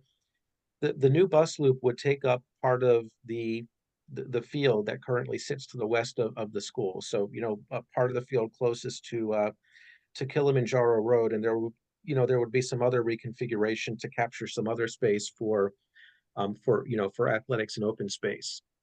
But to do that, I noticed in the drawing they had of the area, it also meant that a big chunk of the median on Kilimanjaro Road that currently ends right at the exit, the west exit for the school, well, that would be taken all the way back to basically align with the edge of the school property, if you can picture this.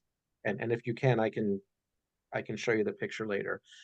So I actually spoke up in the planning meeting and I said, well, I don't think that's going to fly very well with the community. We've actually been involved in efforts to, reduce how much pavement there is in Oakland Mills and also reduce the perceived width of the roads to help control speed. And I cited Stevens Forest Road by the Village Center as an example of where the median is just paved and it's too wide and it's less safe. And we actually want medians. as one of the improvements. I said, I don't think taking the entire median away is going to be very good from a traffic safety perspective, from an aesthetic perspective, and just from the way that the community might react to that.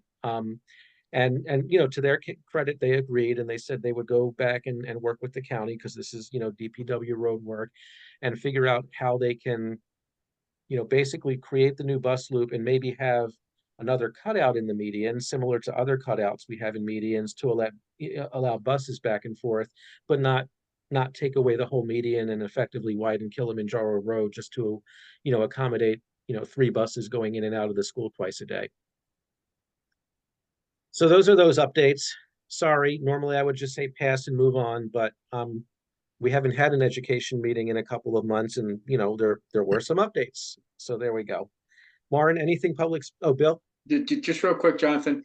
When you're working with them on the middle school, if you could please be as diligent as possible, looking for ways to minimize the loss of play space area there, because that area is used a lot by soccer and lacrosse teams. Sometimes it gets pretty full. So if you could look at working with them to minimize loss of playing area, I appreciate it. Thanks. Yes, and they are. I mean, that's actually something they really have to do, because they need to provide you know, certain amounts of recreational space. And as let's see, they did. Sorry, I'm trying to look at something real quick. As they showed this, basically, they have it worked out. Oh gosh, they have it worked out kind of nicely, in my opinion. So, I mean, we all know what the before looks like. It's, you know, basically a big field. Here's the after. If I can share real quick, I think I can share, right? Yeah. Nope. Can you make it so I can share, Brigitte? I'm surprised you can't, but yes. The button's there, but it says it's disabled. Oh, Before you can share, Jonathan, you have to go to the rack. After what? Before you can share, you have to fill out an application for the rack.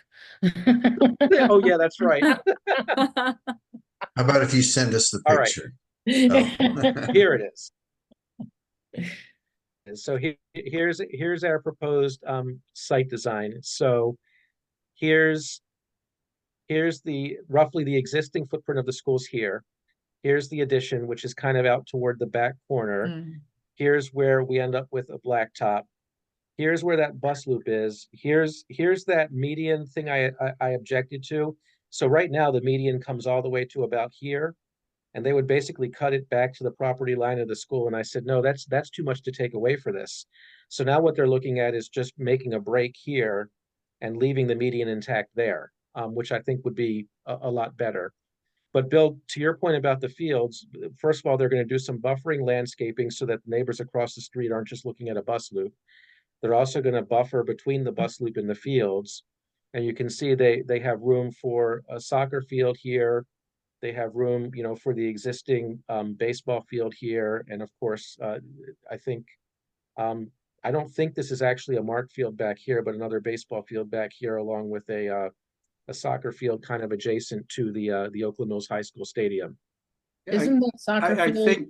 I think what just my reaction is where they've put in all the buffering trees, don't do that, because that takes away from play space, particularly the bus loop where you have the yellow lines, and right above them, it's about 3, 6, 7, 8 trees there.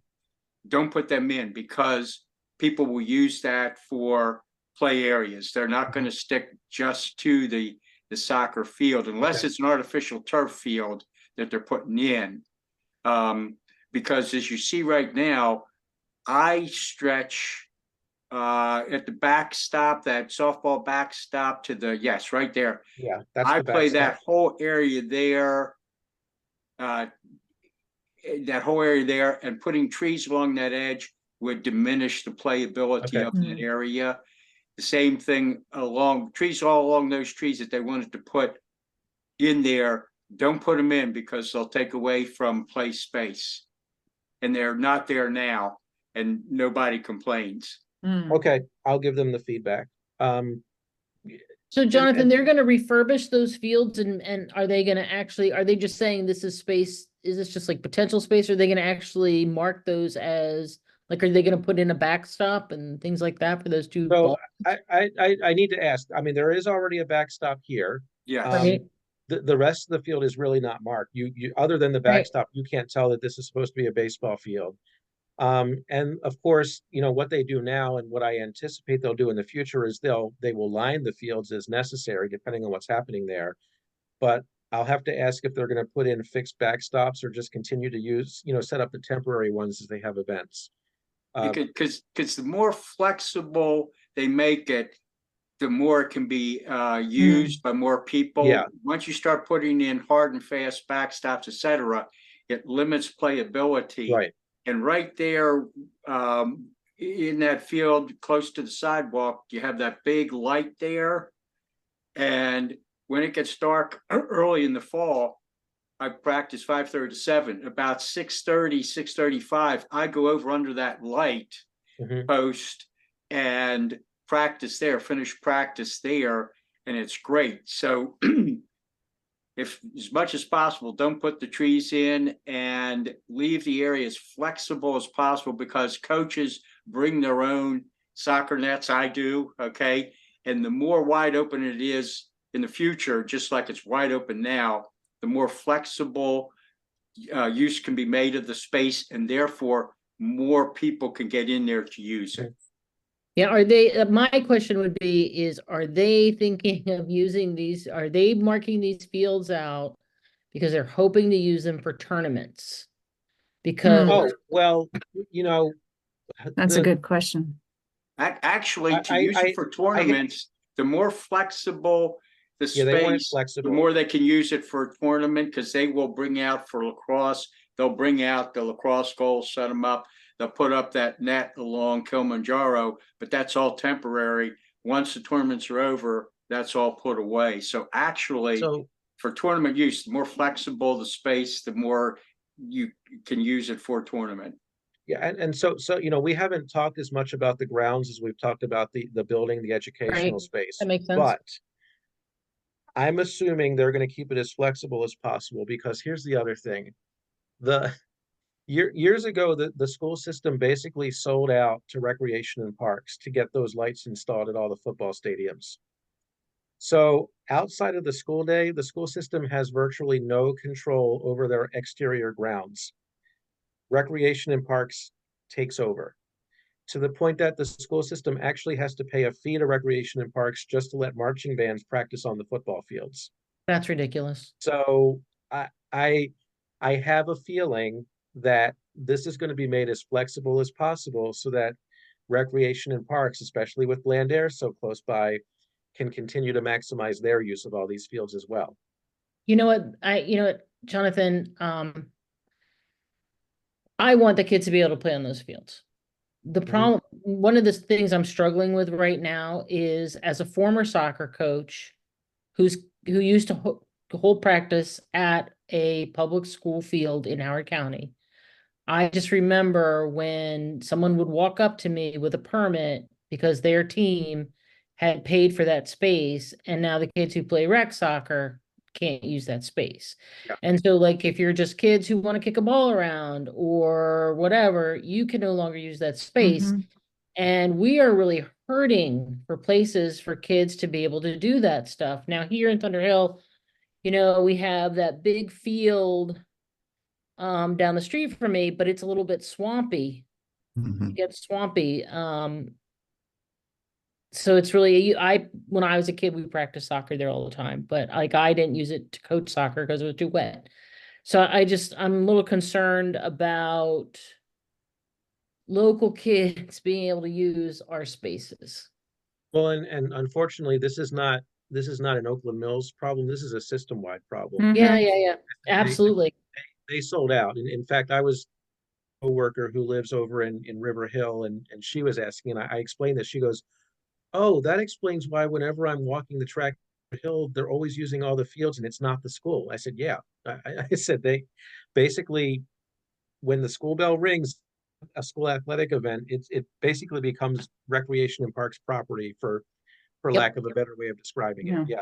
Yeah, it's horrible. In fact, I mean, I know what time Bill practices, but I used to scoot out of work early to try to get to the field by 4 p.m. so that we could use it for as long as possible before we got kicked off. And that was out in River Hill. So I haven't coached in quite a while, but that still continues to be an issue of finding places for kids to who are signed up for rec sports to be able to practice, but just open space in general. So, and I know that that's Board of Education property and what they've done, but it just seems like a lot of people are coming from out of town to use our spaces, and we never get the opportunity to use them. Yes.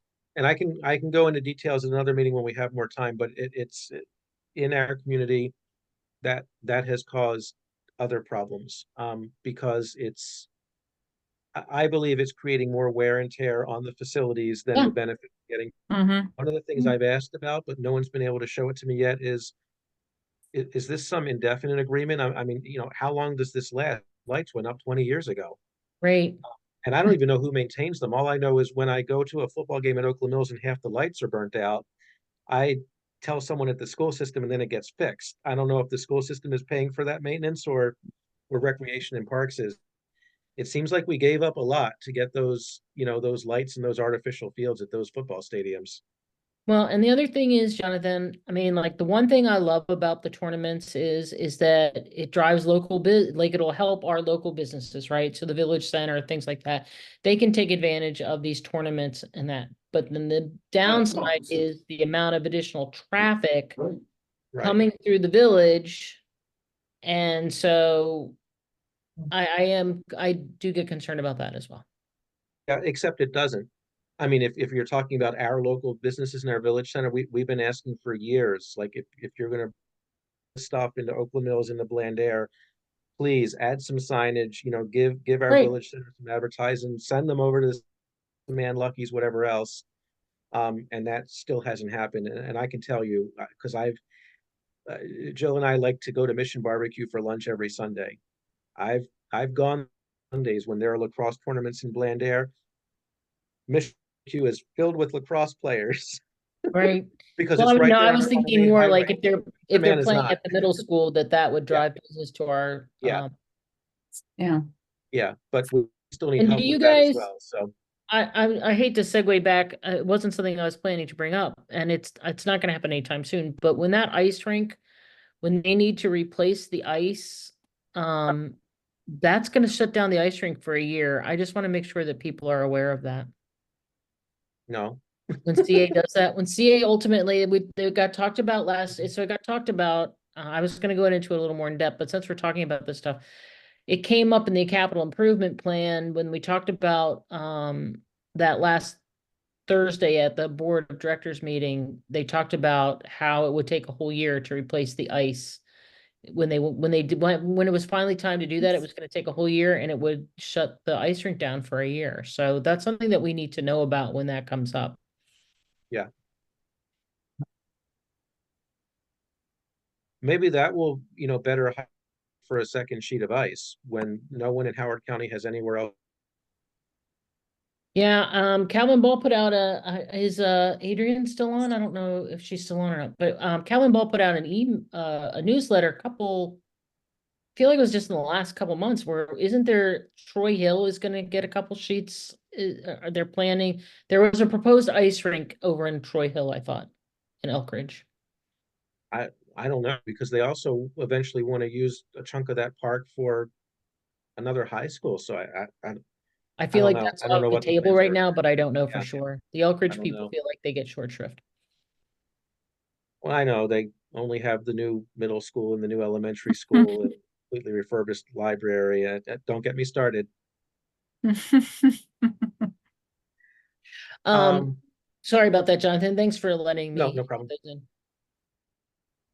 Warren, you have anything public space? No, we haven't met in two months, so I pass. Okay. All right. Let's go through and do the bulletin board. We're not really adjourning at 9:05 because we have the closed session. I was forget that on the agenda. So Amy, anything bulletin board? No. Okay, Brigida, No? Okay, Char, Sorry, no. okay, Warren, No. Karen, No, Bill, Nope. no, me too. Okay, so this will conclude the open part of our meeting, but for reporting out on the closed session, so we will need a motion to go into to close session to discuss for consultation with staff, personnel, consultants, attorneys, or other persons in connection with pending or potential litigation, and this has to do with covenant compliance on a property. Is there a motion to go to closed session? So moved. Motion by Warren, second by Bill. Hang on, I need to record stuff here so I don't forget.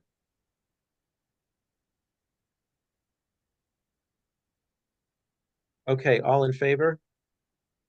1, 2, 3. Char, are you in favor?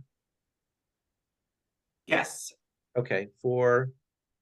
So it's going to be 4-0-0 because Rebecca, thank goodness, had to leave because we should not be keeping her this long. you guys, I'm gonna drop for the closed session. All right, thank All you, right, good Karen. night, Karen. Bye, Thank you you. guys.